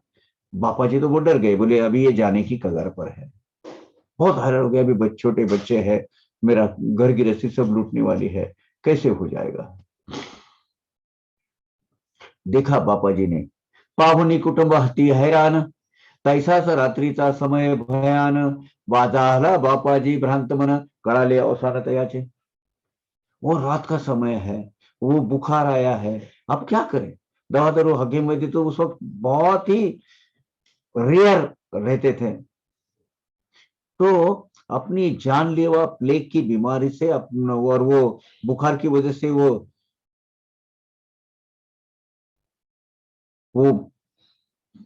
छिटपटा रही है। बापा जी तो बहुत डर गए, और अभी ये 2-3 दिन की मेहमान है ऐसा समझकर ये चिंता से वो ग्रस्त हो गए। धावत हो किती ठाकिली रातोरात, सकंप भयभीत शिरडीत येत, झाला कथित समस्त वृत्त, निज बंधु प्रत ते दवा। उसी वक्त रातों रात वो शिरडी आ गए, और डर के मारे बिल्कुल हड़बड़ा गया है, घबरा गया है वो, और अपने ज्येष्ठ बंधु जो माधवराव है उनको हकीकत बताई। बहु ऐसा ऐसा हो गया है, वो बीमार है, उसको जगह पे 2 गांठियां आ गई है प्लेग की, और वो बुखार से पड़ी हुई है। अब कुछ मुझे खैर नहीं लगती, वो मृत्यु समीप आ गया है और लगता है कि अटल है। म्हणती आल्या 2 गाठी, ज्वर संतप्त झाली से कष्टी, चला पहा की आपल्या दिठी, दिसेने गोठी मज बरवी। 2 गाठें आई है, और ये माधवराव जी इसलिए वो उनके पास आए थे क्योंकि जड़ी बूटी दे देंगे, क्योंकि वो जड़ी बूटी के जानकार थे माधवराव। और बोले वो बुखार से तप रही है, अब मुझे तो लक्षण कुछ ठीक नहीं आ रहे, सिम्टम्स तो कोई बराबर नहीं दिख रहे, आप कुछ कीजिए उसको। और रातों रात आ गए थे, 5 किलोमीटर 4-5 किलोमीटर चलकर। तुम चलो और अपने आंख से कुछ देखो, अपने स्वयं कुछ देखो क्या हो रहा है, वो उसको डायग्नोसिस करो, अनुमान करो कि क्या होने वाला है, क्या हो रहा है। बापाजी बोलता केविरवाणी, माधवरावाची दचकले मनी, गेले पळूनी तोंडचे पानी, मन ठिकानी पड़े ना। अही भी अस्वस्थ हुए माधवराव जब ये सुनकर, अरे मेरी भोजई जी, मेरी भाभी, छोटी भाभी, वो ऐसी अवस्था में देख होगी, उनको भी चिंता होने लगी। और बापा जी तो बिल्कुल हड़बड़ा गया है, हिल गया है पूरा। इसको भी अंदर से डर गए थे माधवराव, आशा छोड़ दी थी उन्होंने। लेकिन वो जरा थोड़ा सा ढाढ़स बांधकर, विवेक की आदमी था, थोड़ा सा ढाढ़स बांधकर बोले, ग्रंथि ज्वर है, प्लेग है, यानी अंत तो सबको मालूम है, लेकिन जरा थोड़ा सा वो सब्र वाले आदमी थे। माधवराव मोठे विवेकी, ग्रंथी म्हणता भरली धडकी, ग्रंथी ज्वराची तड़का फड़की, आहे ठाऊ की अवगिया। और माधवराव कैसे है? माधवराव को मालूम है ग्रंथी ज्वर हो गया है, यानी वो छटपट ये जाना है इनको, अभी इसके सिवाय दूसरा कोई चारा नहीं है। बस चंद घंटों का या चंद दिनों का, इतना ही मैं मानता। प्रसंग बरवा वा बिकट, कार्य असो इष्ट अनिष्ट, आधी साई सपुसावी वाट, परिपाठ हा दोपट शिर्डीत। अब कार्य कैसा भी रहो, अच्छा प्रसंग हो या शुभ कार्य हो या अशुभ कार्य हो, शाही महाराज का पहले आदेश लेना, उसके बाद काम करना, ये शिरडी में ग्रामस्थों का प्रयास, ये अपनी रीति थी, वहां प्रघात रहता था। एक मानो एक कंसेप्ट या अनरिटन लॉ ही था वहां का, कि भाई कौन सा भी कार्य हो, शुभ हो अशुभ हो, शाही महाराज का पहले आदेश लेना चाहिए। और सभी ग्रामस्थ ये स्क्रूपुलसली उसको फॉलो करते थे। मग ते जैसे जैसे कथिती, आचरावे तैसे स्थिति, तेच भक्त संकट निवारिती, वर्णावे किती अनुभव। साईनाथ जैसे बोलेंगे वैसे उसके हिसाब से महाराज बोलेंगे, वैसे हिसाब से उपाय योजना करने के बाद और उसके हिसाब से अपनी कृति की, तो भक्तों के संकट पूरे दूर हो जाते हैं। ये सभी ग्रामस्थों का उनका अनुभव था।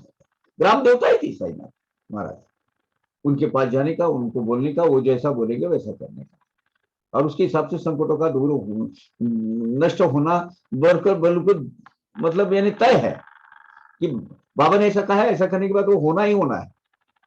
असो या नित्य पाठानुसार, माधवराव करीती विचार, आधी बाबा से केले हे सादर, साष्टांग नमस्कार पूर्वक। अब रात का समय है, अब माधवराव को इतना एक वाइल्ड कार्ड था कुछ चंदों में से कि कोई किसी भी वक्त वो मस्जिद में जा सकते हैं, बाकी के सब लोग 7 के बाद, शाम के बाद कोई नहीं जाएगा वहां। तो ये नित्य क्रमानुसार ऐसी जो रीति चली आ रही थी, उसके अनुसार बाबा भी गए, माधवराव भी गए बाबा के पास, और बाबा को जो भी हकीकत हुई है, मेरी भाभी जो है, छोटी भाभी, ऐसी बीमारी से शैया पर पड़ी हुई है, बाबा अब विश्व हमारा कोई नहीं है। और उनको विनती करने लगे, मनती जय जय साई नाथा, दया करावी अम्मा अनर्था अनाथा, हे संकट काय उडवले आता, नसती चिंता उद्भवली। माधवराव ने बाबा को सच्चे दिल से, तहे दिल से, आर्त स्वर में प्रार्थना की, हे साईनाथ प्रभु, हम दिनों पर दया करो प्रभु, कृपा करो हम पर, रहम करो मेरे साईं। ये क्या संकट हम पर आ पड़ा है अचानक, हम गलित गात्र हो गए, हमको कुछ सूझता नहीं है। दो जगह में 2 गांठियां आ गई है, और उससे अंत तो आपको पता है प्रभु, प्लेग की बीमारी है, कृपा करो पर हमको बचाओ इस संकट से। तुझं वाचून कवना आना, आम्ही जाऊ कराया याचना, दूर करित्या पुरीच्या यातना, आशीर्वचना दी गया। भगवान हमारा आपके सिवा कौन है? किसके पास जाकर हम मिन्नती कर सकते हैं, किसके पास जाकर हम प्रार्थना कर सकते हैं?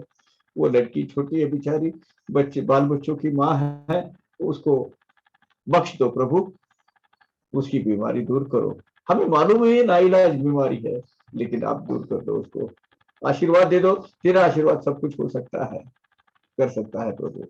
करी एवढे संकट हरण, आम्हा कैवारी कोण तुझं विन, करी या दुर्धर ज्वराचे शमन, वृद्ध संरक्षण करीगा। ये संकटों का हरण करो प्रभु, हम हमें आपके सिवा कौन है? ये जो जानलेवा नाइलाज जो बीमारी है, दुर्धर ये ज्वर है जो प्लेग का, इसका कौन कर सकता है? तू ही संकटों का दाता है, संकटों को दूर करने वाला, भक्तों का पालनहार है। और तो एक काम करो प्रभु, अपनी जो ब्रीद है, आपकी अपनी जो, कौन कौन होते हैं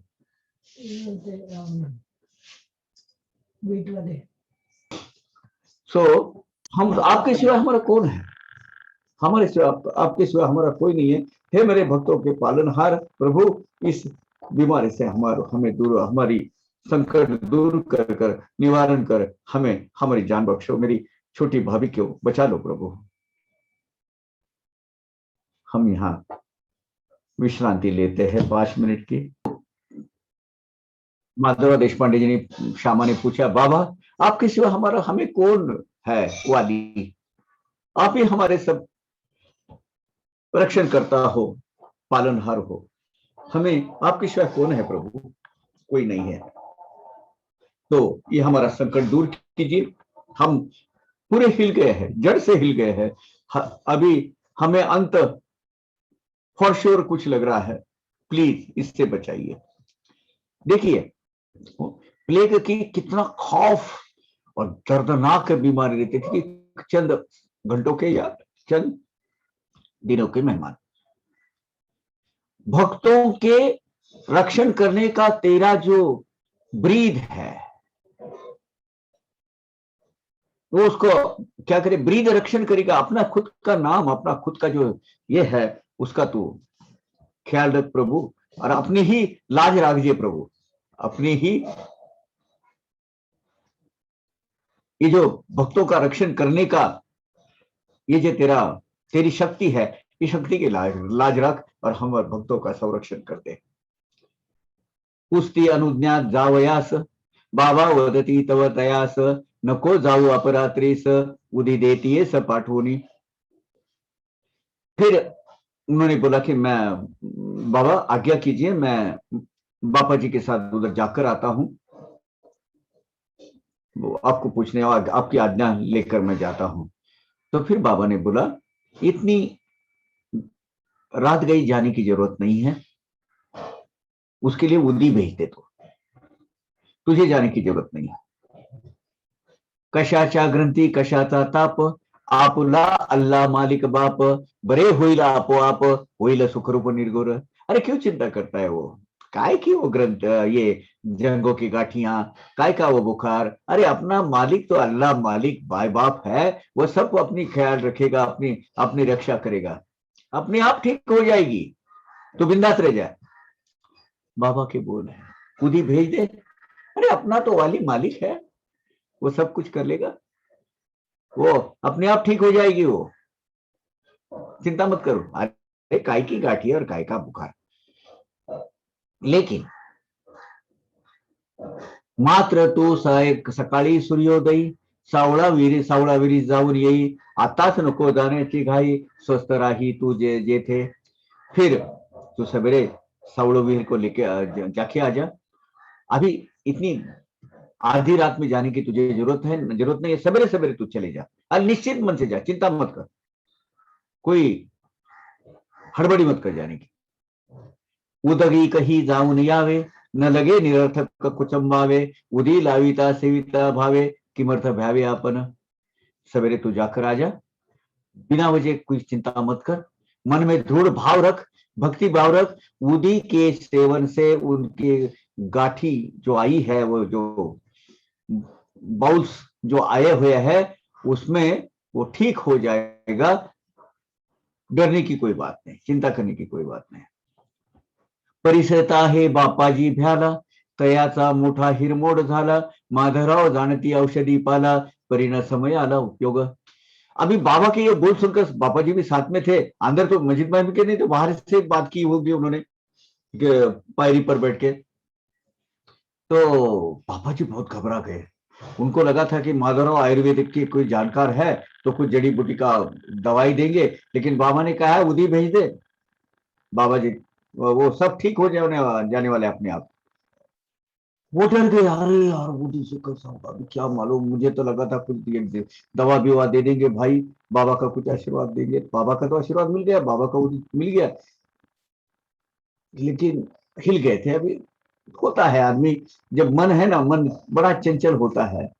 एक साई कृपे विण, औषधीस नाही गुण, हे एक वर्म ही एक खुन, माधवराव पूर्ण जानते। माधवराव को लेकिन उनकी श्रद्धा बड़ी स्ट्रांग थी। उन्होंने कहा साई की कृपा होने के बजाय कि कौन सी भी औषधि लो, कुछ भी हो, उसको कोई असर नहीं होने वाला, उसका कोई गुण आने वाला नहीं है। साई के लफ्ज, साई के मुख से आई हुई अमृतवाणी यही अंतिम सत्य है और यही उस पर इलाज है। ये वर्म है, ये जो भक्ति का वर्म है ना, वो जानते थे माधवराव को, इसकी पूरी तरह कल्पना थी। बाबांची आज्ञा, बाबांची वंदून उदी दिदली पाठवून, राहिले माधवराव सस्तमन, परतला उद्विग्न बापाजी। अभी बाबा की आज्ञा हो गई, उदी दे दी वो अपनी भाभी के लिए, भोजेज के लिए, और उन्होंने बाबा के वचनों पर पूर्ण विश्वास था, उनका श्रद्धा थी, बिंदास हो गए वो। लेकिन नहीं, बापा जी लेकिन उद्विग्न अवस्था में वैसे थोड़ा मायूस होकर वापस चले गए। पाण्यात उदी कालवून, पोटात पाजिली अंगाला ऊन, घाम सुटला डवडवून, निद्रा लागून राहिली। घर में गए बापा जी, पूरे अंग पर उसने जो उदी है वो मसल दी और पानी में उदी घोलकर पीने को दे दी। इतने में उसको पसीना पसीना हो गया, उसको अंग पे पसीना आ गया और शस्त्र चित्त से वो सो गई। जैसे वो पूरा पसीना पसीना हो गई थी और सो गई। सूर्योदय दाहल्यावरी कुटुंबास वाटली हुशारी, नाही ज्वर ना गाठी विषारी। बापाजी करी आश्चर्य। दूसरे दिन सवेरे देखे तो अरे कुछ भी नहीं अंग पर, वो ना वो गाठिया है ना वो बुखार है, मानो कुछ हुआ ही नहीं। इस तरीके से बापा जी की औरत अपने घर काम में लग गई।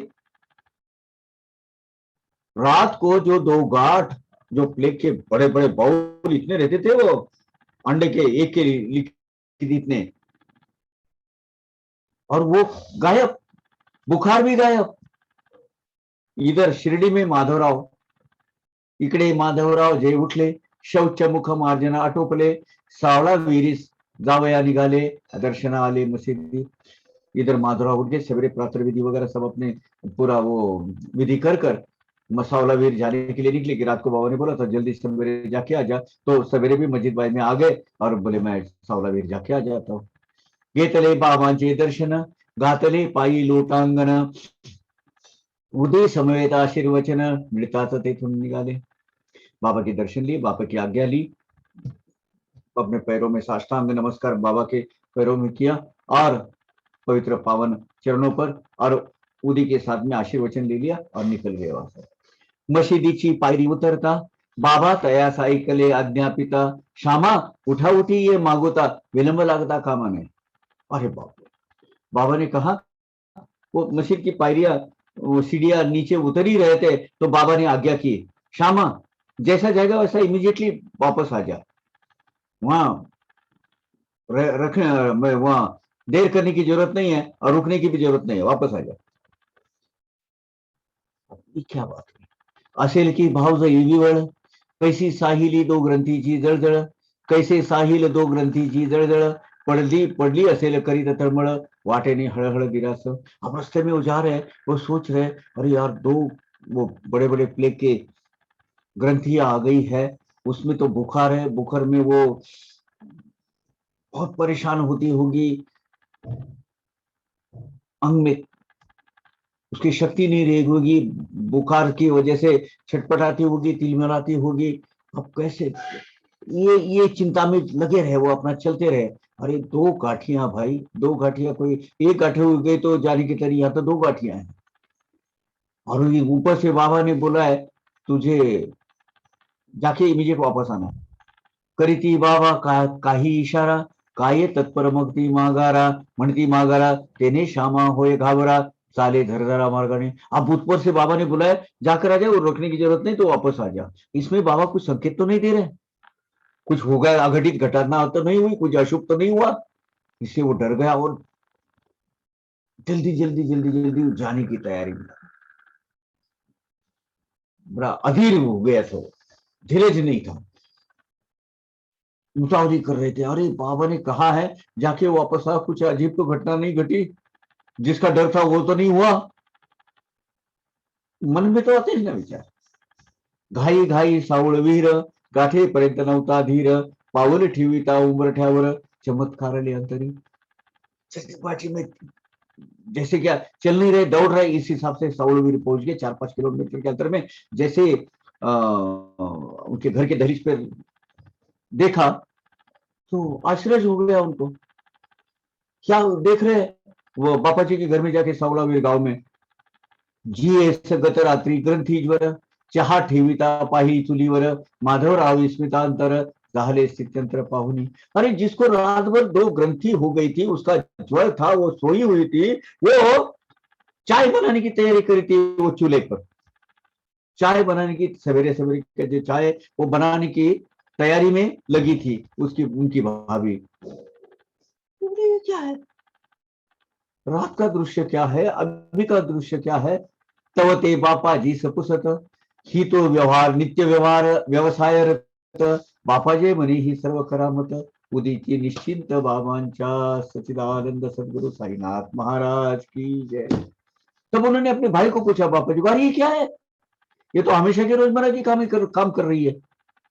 ये ये क्या अचरज है? क्या मतलब रात को तो तूने बोलता ऐसा ऐसा हुआ है, ये बीमार है, ये ऐसे ऐसे, और ये तो अपनी घर गृहस्थी के काम कर रही है, झाड़ू पोछा लगा रही है, दवा अपना चाय चाय की व्यवस्था कर रही है।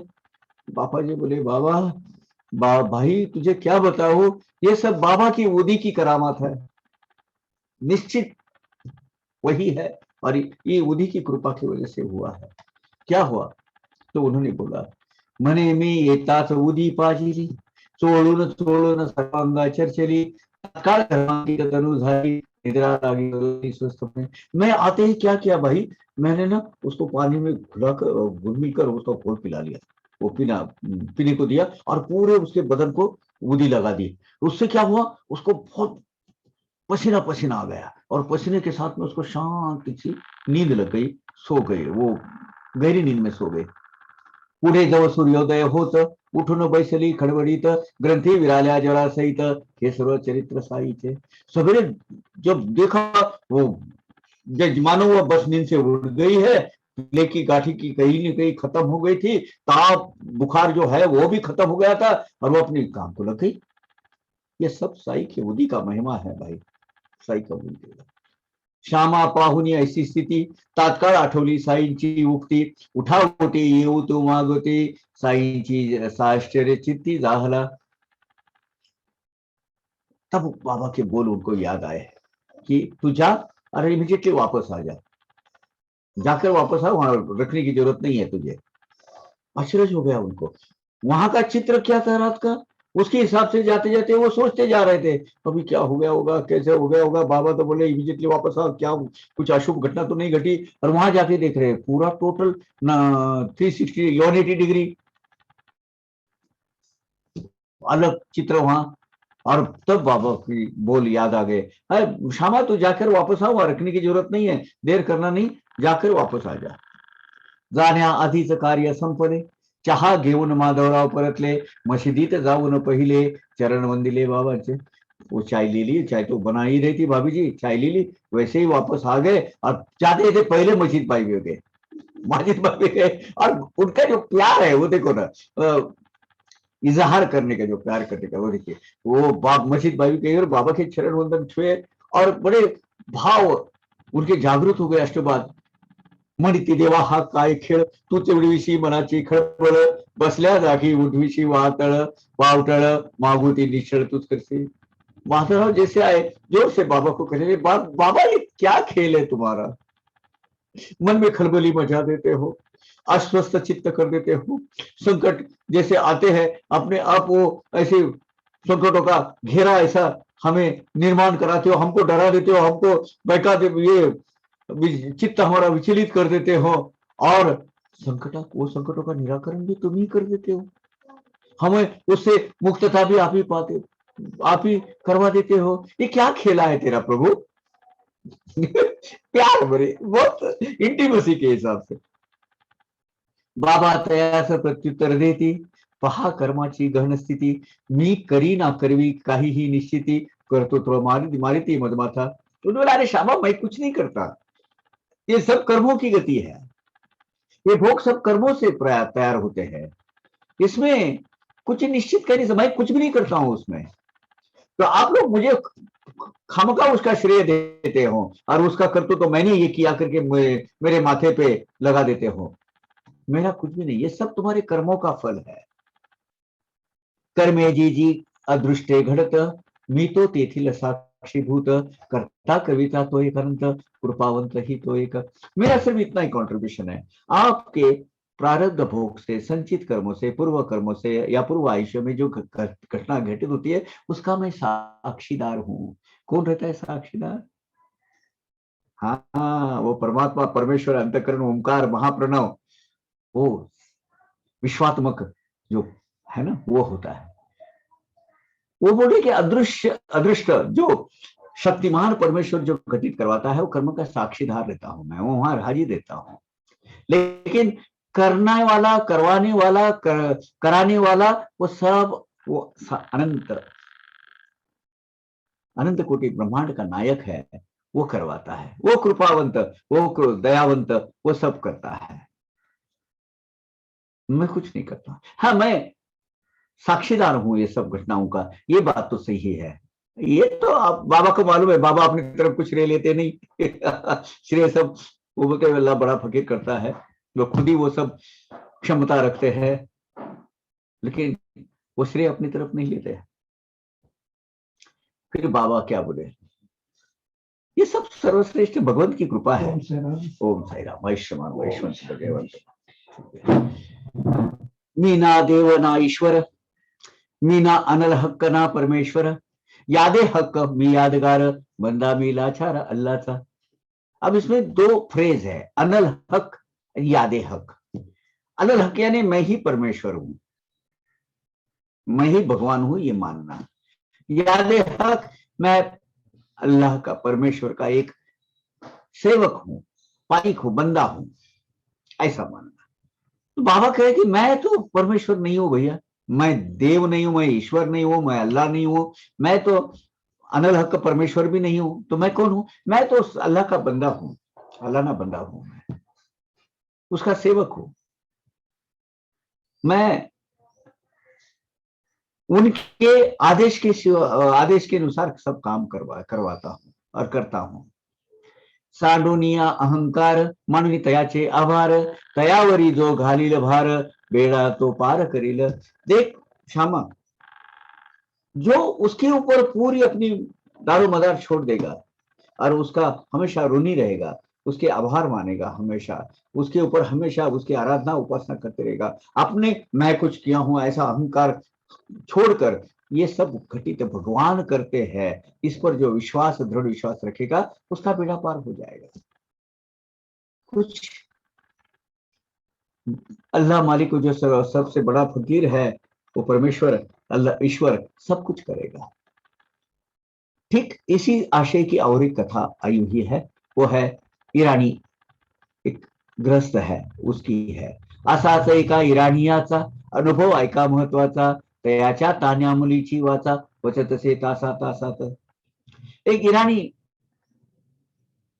ग्रस्त थे, उनकी छोटी बच्ची थी, उसको फिट्स आती थी, मिर्गी, आंकड़ी आती थी उसको, वो कन्वर्जेंस क्या अटैक्स उसको आते थे। एक ईरानी गृहस्थ का एक अनुभूति है, एक एक घंटे में उसको वो आंकड़ी आ जाती थी, वो मिर्गी के झटके आते थे कन्वर्जन के। तो वो सिकुड़ कर वैसे बेसुध बेसुध होकर, अनकॉन्शियस होकर पड़ जाती थी, कुछ भी चल नहीं पाता था। ऐसा शरीर की अवस्था उसकी होती थी, और उसकी अभी जान जाएगी, उसमें तो बेसुध अवस्था में जान जाने की शक्यता होती है, ज्यादा चांसेस ज्यादा होते हैं वो अटैक में, क्योंकि वो मुंह से कोई झाग आता है, वो अगर वो श्वास नलिका में गए तो खत्म हो जाता है। तो छोटी बच्ची, लेकिन कन्वर्जन के अटैक की वजह से, कन्वर्शन जो होता है उसके अटैक की वजह से, वो बहुत, ईरानी पति पत्नी बहुत त्रस्त हो गए थे उसमें। पुढे तयाचा एक मित्र, वर्णी तया सऊदीचे चरित्र, मने ऐसे रामबाण विचित्र, औषध अन्यत्र असे ना। आगे चलकर उसके एक मित्र ने वो ईरानी को बोले, अरे इसमें एक रामबाण उपाय है, बाबा की उदी। उसको उदी का महिमा वर्णन किया उसमें, और वो बोला, अरे उदी के जैसा प्रभावी, उदी की जैसी प्रभावी औषधि तुझे दूसरी कोई अन्य हो ही नहीं सकती। तो तू जा उदी की, उदी प्राप्त कर ले कैसे। तो उसने सलाह को दी, जावे अविलंबे पारल्यास, उदी गावी दीक्षितास, असे तयाचे संग्रास, अति उल्लेस उल्लासता देतील। आप पार्ले गांव में जाओ, काका साहब दीक्षित को मिलो। पार्ला में काका साहब दीक्षित, उनके घर में बाबा की उदी रहती है। अब वो आनंद से आपको दे देंगे।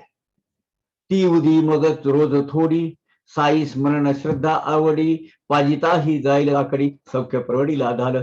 पर वो जो बुद्धि है वो पानी में घोलकर मिलकर साई का नामस्मरण करके बड़ी श्रद्धा भाव से, महज एक कवायद नहीं, महज एक एक्सरसाइज नहीं, श्रद्धा भाव से वो थोड़ी थोड़ी थोड़ी बच्ची को पिलाते जा।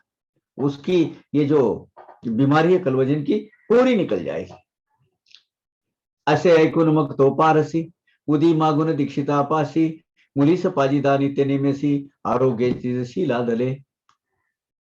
वो दोस्त के कहने पर उसकी सलाह मानकर वो ईरानी पारसी जो ग्रस्त था, उसने काका साहब दीक्षित के पास गया, वो उदी लेकर आई और नित्य नियम से वो मुली को, वो जो लड़की है, वो लड़की को उदी पानी में घुलमर कर उसको पिलाने लगा। और कुछ दिन के बाद उसकी कलवजन अटैक खत्म हो गए। खत्म, कुछ भी नहीं। तासा तासा जी होत से घाबरी, तात्काळ उदिनी जाहली बरी, जाऊ लागले मध्यंतरी, लहरे लहरी तास 7 तास।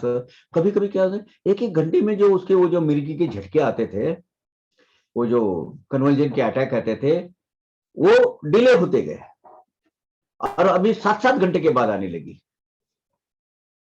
तासा तासाने येणारी लहर, पडता 7 तासाचे अंतर, काही काळ कमिल्यानंतर परिहार समग्र झाला। वो भी 7-7 घंटे के बाद आने वाली जो अटैक है, वो भी कुछ दिन के बाद वो भी निकल गए और समूर वो उसका कन्वर्जन की बीमारी खत्म हो गई। ऐसे बुद्धि के बहुत अनुभव है लोगों को। साई सचरित में टीप के जरिए नीचे स्पेशल नोट के जरिए कुछ लिखे गए हैं। उसमें से एक बार नारायण गोपीनाथ दिघे नाम के ग्रस्त थे, वो बम्बई में रहते थे। उनके पेट में एक ट्यूमर, छोटा ट्यूमर वो तैयार हो गया। वो गांठ भी बहुत ऐसे तैयार हो गई कि वो सोनोग्राफी या कुछ एक्सरे से निकली होगी, और बहुत कठिन थी, ऐसी एकदम स्टोन जैसी थी। और उससे उनको बहुत तकलीफ होने लगी। उनके बम्बई में एक दो प्रसिद्ध डॉक्टर को भी उन्होंने बताई, लेकिन उसका कुछ फायदा हुआ नहीं, इलाज कर नहीं पाए।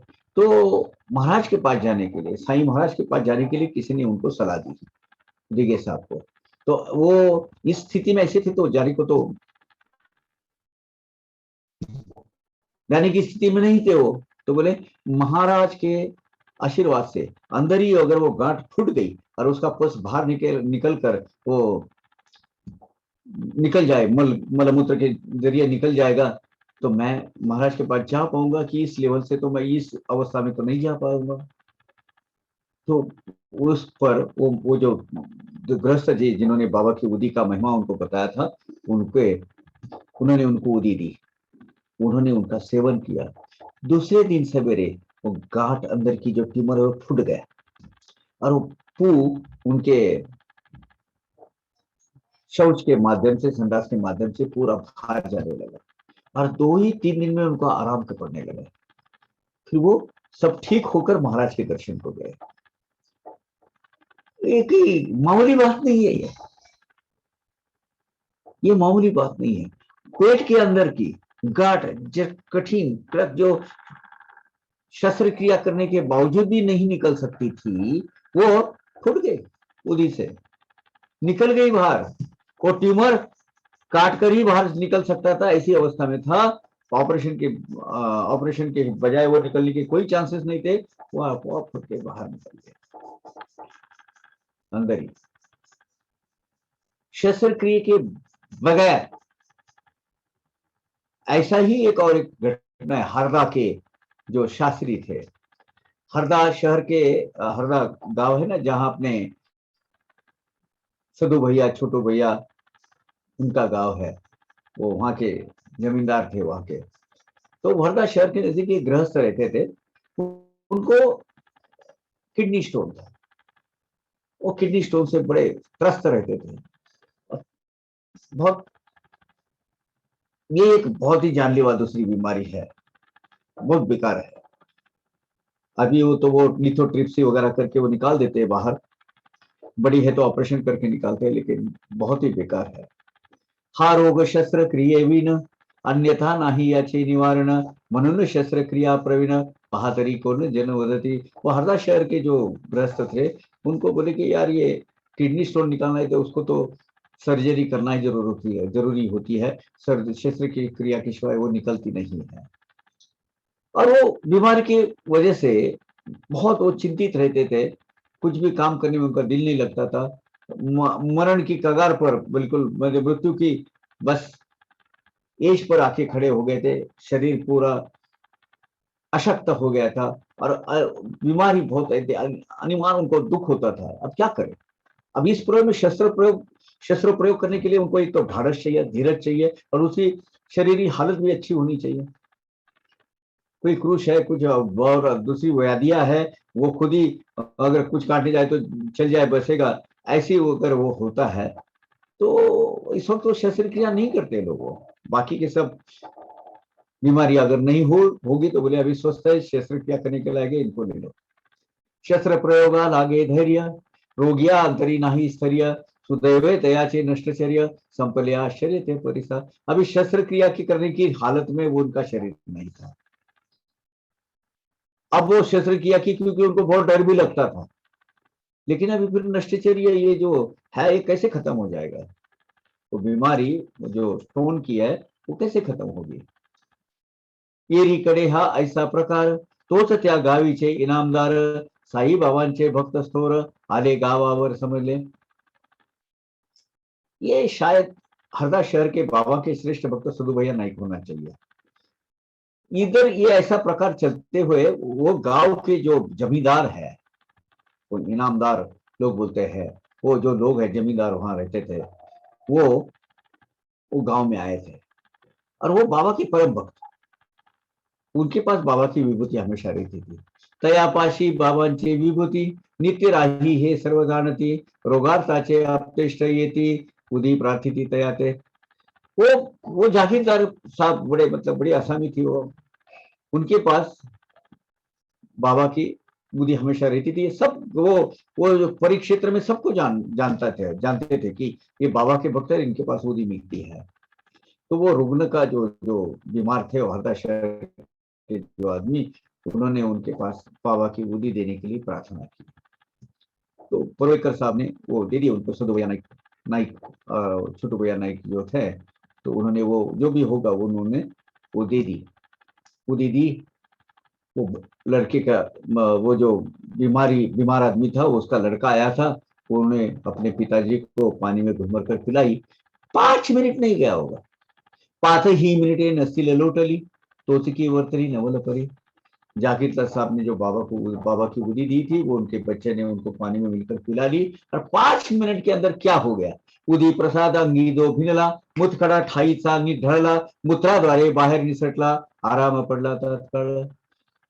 पानी से ली हुई उदी का असर देखिए। वो जो किडनी स्टोन है, वो ओवर साइज भी हो सकता है, बहुत बड़ी बीमारी है, बहुत बड़ी वो ब्लॉकेट भी खड़ा कर सकता था, लेकिन वो उधर ही डायल्यूट हो गया, और पेशाब के जरिए वो जो छोटे छोटे छोटे टुकड़े बाहर निकल गए, और उसको आराम पड़ा। हरदा शहर के जो किडनी स्टोन, आज उसके लिए कितने इलाज करने पड़ते हैं, लेकिन बाबा की बुद्धि का असर है, देखो निकल गया। ये बाबा की बुद्धि का महिमा है। मुंबापुरीचे एक ग्रस्त होते जाते नी प्रभु जातीचे प्रभु कायस्थ, होता प्रसूति समय प्राप्त, श्री अत्यवस्थ सर्वदा। बुद्धि का महात्म्य की और एक सत्य कथा आपको बताते हैं। बंबई शहर में कायस्थ प्रभु जाति है, ज्ञाति है, उनके गृहस्थ थे। उनकी पत्नी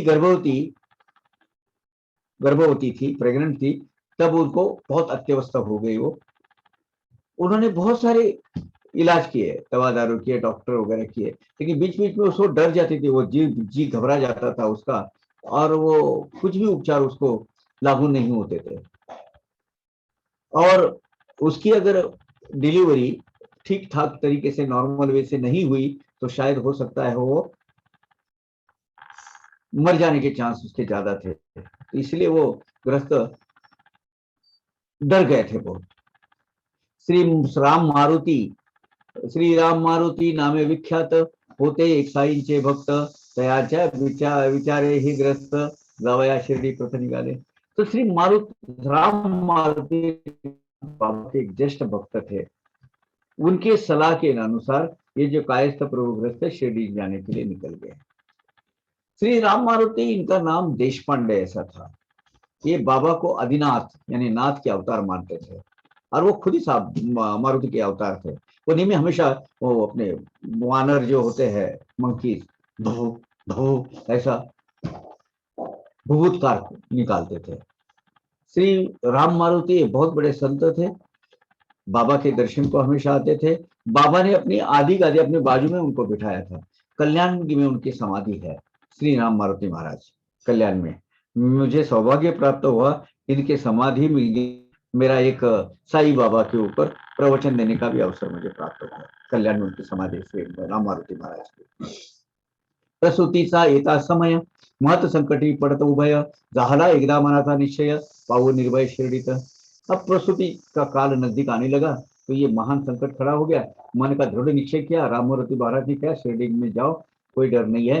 तो ऐसा बोले, वो डर के मारे वो इधर उधर नहीं जा रहे थे, लेकिन बोले अभी निश्चय कर लिया, जो होना है होने दो, शिरडी में चले जाएंगे। होणार होई नाका निदानी, होते बाबांचे सन्निधानी, ऐसा संकल्प दृढ़ करोनी शिरडी से येऊन राहिले।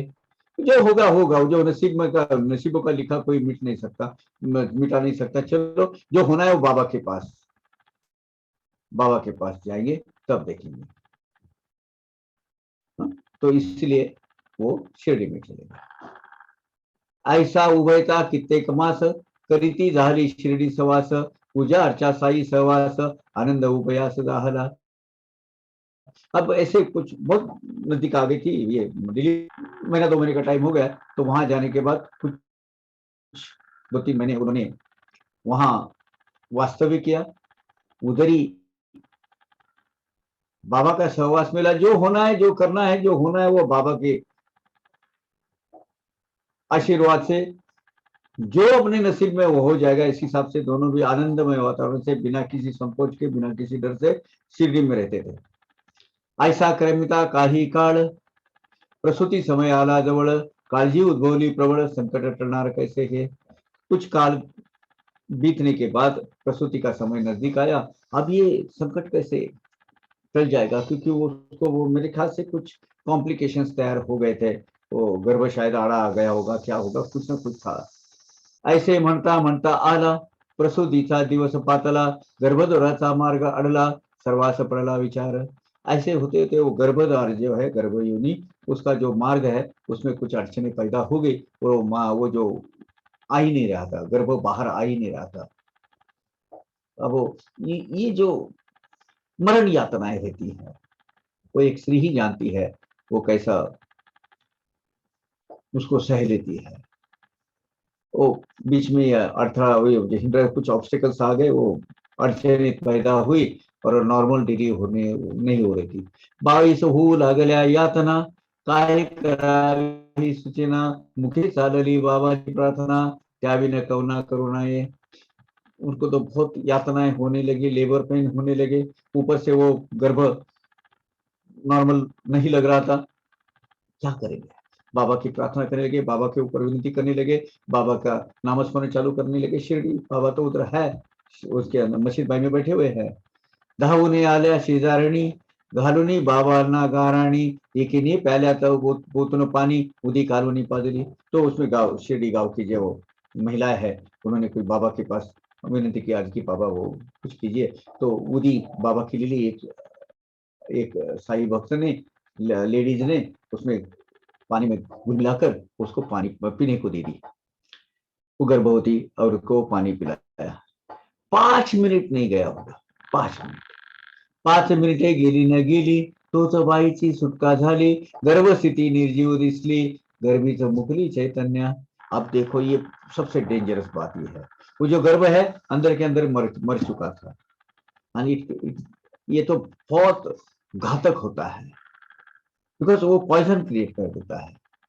लेकिन अभी देखो चैतन्य होता है तो वो नॉर्मल वे से होता है, मतलब आज उसके चांसेस ज्यादा होते हैं, लेकिन ये तो मरा हुआ है। लेकिन वो बुद्धि के प्रभाव से वो मरा हुआ मृत बाहर आया, वो जान उसके पेट में ही वो गर्भ की जान चली गई थी, गर्भवती वो प्रसूति हो गई। जब कर्म की गति है क्या बोल सकते हैं। असो कर्म गर्भाची कर्म गति, होईल पुटारा गर्भ प्राप्ति, बाई पावली भय निर्मुक्ती, लादली संस्थिति सौख्याची। कर्मभोग होंगे, वो गर्भ माँ के कोष के अंदर, माँ के पेट के अंदर ही मर गया था।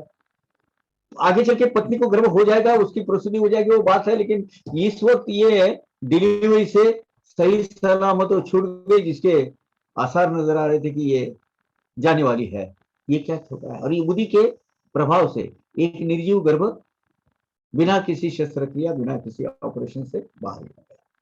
वेदना विरहित गर्भश्रवली, हाती पायी सुखे लुट सुटली, महत चिंतेची वेळ टळली, रोनी झाली जमाची। उदी सेवन के बाद वेदना रहित अवस्था में वो डिलीवरी हो गई उसकी, गर्भ द्वारा जो अड़चने तैयार हुई थी, कोई कॉम्प्लिकेशन तैयार हो गए थे, वो सब निकल गए, सबने छुटकारा, वो आराम से उसको छुटकारा मिला, आराम मिला, सबको आनंद आनंद हो गया, सब बाबा के ऋणी हो गए। बाबा आपने छोड़ा हमको इस संकट से।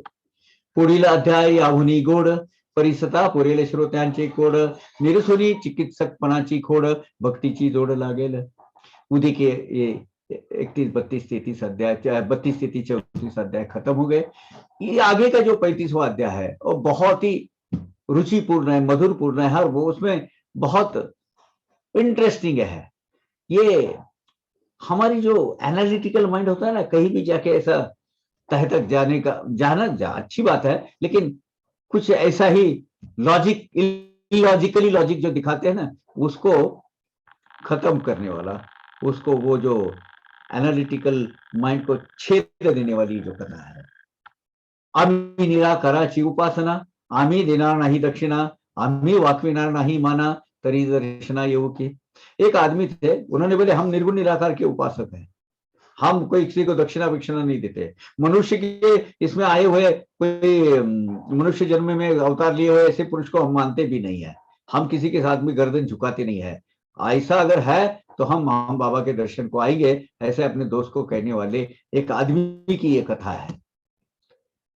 ऐसा जयांचा कृतनिश्चय, तेची पाहता साईंचे पाय, दक्षिणे सहित साष्टांग काय, वाहती हा काय चमत्कार। ऐसी जिनकी मानसिकता, ऐसी जिनकी विचारधारा है, ऐसे आदमी वो अपने यार दोस्तों के साथ जब बम्बई अपने साईं बाबा के दर्शन के लिए शिरडी में आए, तो वो अपना जो दृढ़ निश्चय था वो भूल गए, वही पहले साष्टांग नमस्कार करने लगे बाबा को दक्षिणा के साथ। क्या चमत्कार है। वो जो उनके साथ स्नेही आए थे, उनको भी आश्चर्य हो गया, यार ये तो ऐसा बोल रहा था उठपटांग वहां, और यहाँ आने के बाद यही सबसे आगे भाग रहा है। आगे और एक उदी की महिमा है, बाला निवासकर। उदीचाही अपूर्व महिमा, निवासकरांची भक्ती प्रेमा, कैसे दुग्ध पाजुनी भुजंगमा, गृहस्थ धर्मा सर्वक्षिले। बाला निवासकर की कथा इसमें आ जाएगी। उनका वर्ष श्राद्ध हुआ, उसमें उदी का प्रभाव कैसा आया वो, और वो जो नाग जो उनके तबेले में जो तो आया था, वो उसकी कथा यहाँ आ जाएगी आते 35वें अध्याय में। ऐसे ऐसी या कथा उत्तम, परिस्थिता उपजेल भक्ति प्रेम, संसार दुखा होइल उपशम, याहुनी परम सुख काय। ऐसे एक एक कथाएं हमें सुनने को मिलती है। ऐसी मिलती रहे तो हमारे संसार के तापों का, त्रितापों का पूरा नाश हो जाएगा। इसके सिवा हमें और पूरा सुख क्या चाहिए। This is the ultimate pleaser, ये आनंद है। म्हणून हे माड करी विनती, साई चरणी करोनी प्रणति, प्रेम द्याजी श्रोतया प्रति, निज सच्चरिति रमावया। इसलिए साई भगवान, हेमाड़ पंत साई भगवान को विनती करते हैं, ये साई सच्चरित के माध्यम से उनका भक्तों का भक्ति भाव और उसमें बढ़ोतरी हो, दृढ़ हो, दृढ़ीकरण होने के साथ साथ ये कथा प्रेम भाव से सुनने की उनकी इच्छा जागृत हो, और ऐसा सुनने के लिए उनमें के अंदर के जो भाव है, जो करुणा भाव है, प्रेम भाव है, ममता भाव है, प्रेम वो जागृत हो। ऐसे सब हेमाड पंत प्रार्थना करते हैं सबके लिए, सबके साईं बाबा के चरणों में सबके लिए। स्वस्ति श्री संत सज्जन प्रेरित भक्त हेमाड पंत विरचिते साई समर्थ सच्चरिते उदय महिमा नामम चतुर्थ अध्याय संपूर्ण। सबका कल्याण हो, सबका मंगल हो। संतों ने और सज्जनों ने प्रेरणा देने से प्रत्यक्ष शब्द रूप में आकार लिया हुआ ये हेमाड पंत के हाथ से लिखवा लिया गया ग्रंथ का, जिसका नाम श्री साई सच्चरित है, पृथ्वी का एक महान ग्रंथ है, उसका उदी महिमा नाम का ये 34वां अध्याय यही खत्म होता है। श्री सद्गुरु साई नाथार्पणमस्तु, शुभम भवतु। साईनाथ को, भगवान साईनाथ को यार क्या है, अध्याय अर्पण हो, सबका भला हो, सबका मंगल हो। सच्चिदानंद सद्गुरु साईनाथ महाराज की जय। यहाँ हम 34वां अध्याय खत्म करते हैं। 35वां अध्याय की सिर्फ शुरू की 2-3 मूवियां 5 मिनट अपने पास है, हम लेते हैं। अध्याय 35वां। ओम श्री साई नाथाय नमः। अथ श्री साई सच्चरित। श्री गणेशाय नमः। श्री सरस्वत्यै नमः। श्री गुरुभ्यो नमः। श्री कुलदैवताय नमः। श्री सीताराम चंद्राभ्याम नमः। श्री सद्गुरु साई नाथाय नमः। गणेश आद्य देवता को नमस्कार, सरस्वती देवता को नमस्कार, कुल देवता को नमस्कार, गुरु देवता को नमस्कार, कुल देवता को नमस्कार, सीतापति प्रभु रामचंद्र को नमस्कार, और सदगुरु श्री साईनाथ भगवान को नमस्कार। माँ का एक मिनट इसको बड़ा करते हैं।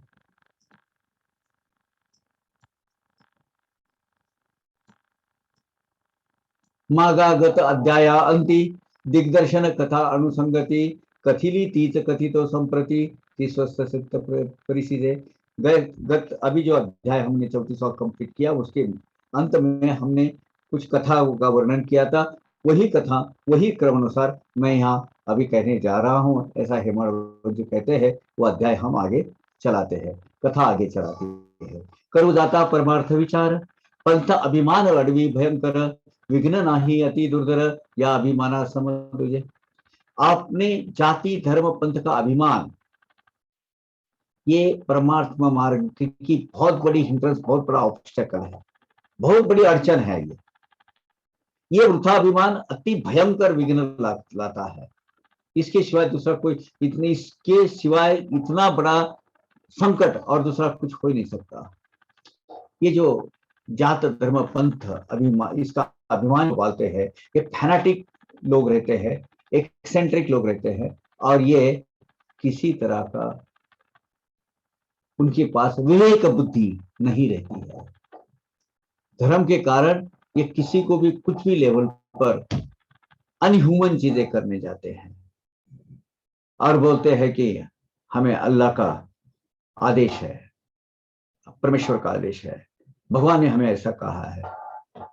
ये सृष्टि के नियम के विरुद्ध है, और ऐसे लोगों को कभी भी भक्ति हासिल नहीं हो सकती। आम्ही निराकाराचे भजक साकार देव हा ब्रह्ममूलक साधु संत हे मानवची देख नमोका मस्तक तया पुरे। हम निर्गुण निराकार और सर्वश्रेष्ठ परमेश्वर के उपासक है। हम सगुण साकार प्रतिमा या मूर्ति इनकी पूजा कर फालतू की एम्बिग्युटी या कंफ्यूजन क्रिएट करने वालों में से निर्माण नहीं है, क्योंकि ये भ्रम निर्माण करती है, ऐसी उनकी मानसिकता है। और उसमें भी साधु संत कितने भी श्रेष्ठ हो, लेकिन वो आए तो मानव जन्म में, तो मानव में मैं भी मानव में आया हूं, वो भी मानव में आए, तो मानव जन्म में आए हुए साधु संतों को क्यों नमस्कार करे। ये कुविचार एक भक्त के मन में उपजा। तयान घालावे लोटांगण, तयान द्यावे दक्षिणादान, खालवावी ना इतकंचितही मान विमंडन विडंबन हे भक्तीचे। उनकी ऐसी मानसिकता थी, उनकी ऐसी विचारधारा थी कि संतों का नमस्कार करना यानी भक्ति का ह्यूमिलेशन करना। भक्ति का विडंबन करना। इसीलिए उनको नमस्कार करना नहीं चाहिए और दक्षिणा भी नहीं देना चाहिए। ये कोई विचारधारा है, लेकिन थी उसमें उनके पास। शिर्डी संबंधे अनेकाही, कोणी काही अनेक वार्ता कथिल्या पायी, विश्वसनीय नाही सकळ पास। शिर्डी के बारे में भी अनेक अनेक लोग तरह तरह के तर्क कुतर्क करते। अभी भी वो सोशल मीडिया के माध्यम से बहुत बड़े उनकी जो सजा है वो उनको तो मिलनी है। क्या क्या बोलते रहते हैं। मेरी मानस, मेरा विचारधारा, मेरी जो आस्थाएं है, आस्था अलग एक जगह होना उसमें कोई गैर नहीं है। आपकी आस्था वहां लगी रही है, आपकी श्रद्धा वहां जुड़ी रही है, आप इसका मतलब ये नहीं कि दूसरे गलत है। हम ही सही है, हमारा मार्ग सही है, नहीं है तो तुम हमारे साथ आओ, नहीं तो हमको तुम काट देंगे। एक सेंट्रिसिज्म। हर एक आदमी को अपनी श्रद्धा स्थान चुनने का एक स्थान, ये क्या बोलते अधिकार होता है। अधिकार नहीं, उसके नसीब में लिखा हुआ रहता है। वो मेरे गुरु ऐसे ऐसे, मेरा धर्म ये कहता है, मेरा हमारी आइडियोलॉजी ये कहती है, मेरे इसीलिए उसको भड़गुजो, नहीं तो तुमको काट डालेंगे, या तो हमारा कहना मानो, नहीं तो धर्म परिवर्तन करो तुम्हारा। ये जो है, ये अल्लाह को, ये परमेश्वर को कतई मंजूर नहीं है। These are all man-made, human-made. लेकिन है, शिर्डी के बारे में भी अलग अलग कुतर्क करते हैं बहुत लोग हैं। ऐसे ऐसे एक एक है, उलझने में कुछ मतलब नहीं है उनसे। अनेक अफवाहों को ये फीडिंग करते रहते हैं। ये शिरडी के बारे में जितना भी अभी खासकर ये यूट्यूब पर इसके माध्यम में जो बोलते हैं, और अच्छे अच्छे बड़े बड़े क्या बोलते हैं, जिसको वो विद्वान समझते हैं अपने आप को, ऐसे गधे लोग भी ये कहते हैं। जो धर्म किसी को वाचा से भी दिल दुखाना नहीं चाहिए, जिसका ये सिखाता है, उनके धर्मगुरु इस तरह का लांछन लगे ऐसा कृत्य कर रहे हैं आजकल। मैंने तो एक को तो चैलेंज दिया था, तुम आ जाओ सामने, तुम हमको जिधर बुला उधर बुला, बाबा के बारे में जो अनाप शनाप बढ़ते भोगते जा रहे हो वो बंद हो जाएगा। लेकिन वो बेशरम आदमी है, आज भी उसने ये नहीं किया है, वो छोड़ा नहीं है। उसको सजा तो मिलेगी। अरे बहुत बड़े बड़े तिस्मार खाने मेरे बाबा, तस्मर खा को मेरे बाबा ने, कि बाबा का बुरा करने से उसको बख्शा नहीं है। बाबा हालांकि किसी को पीड़ा नहीं देते, लेकिन प्रारब्ध कर्मों के भोगों से उनको छुटकारा नहीं, इतनी बात सही है।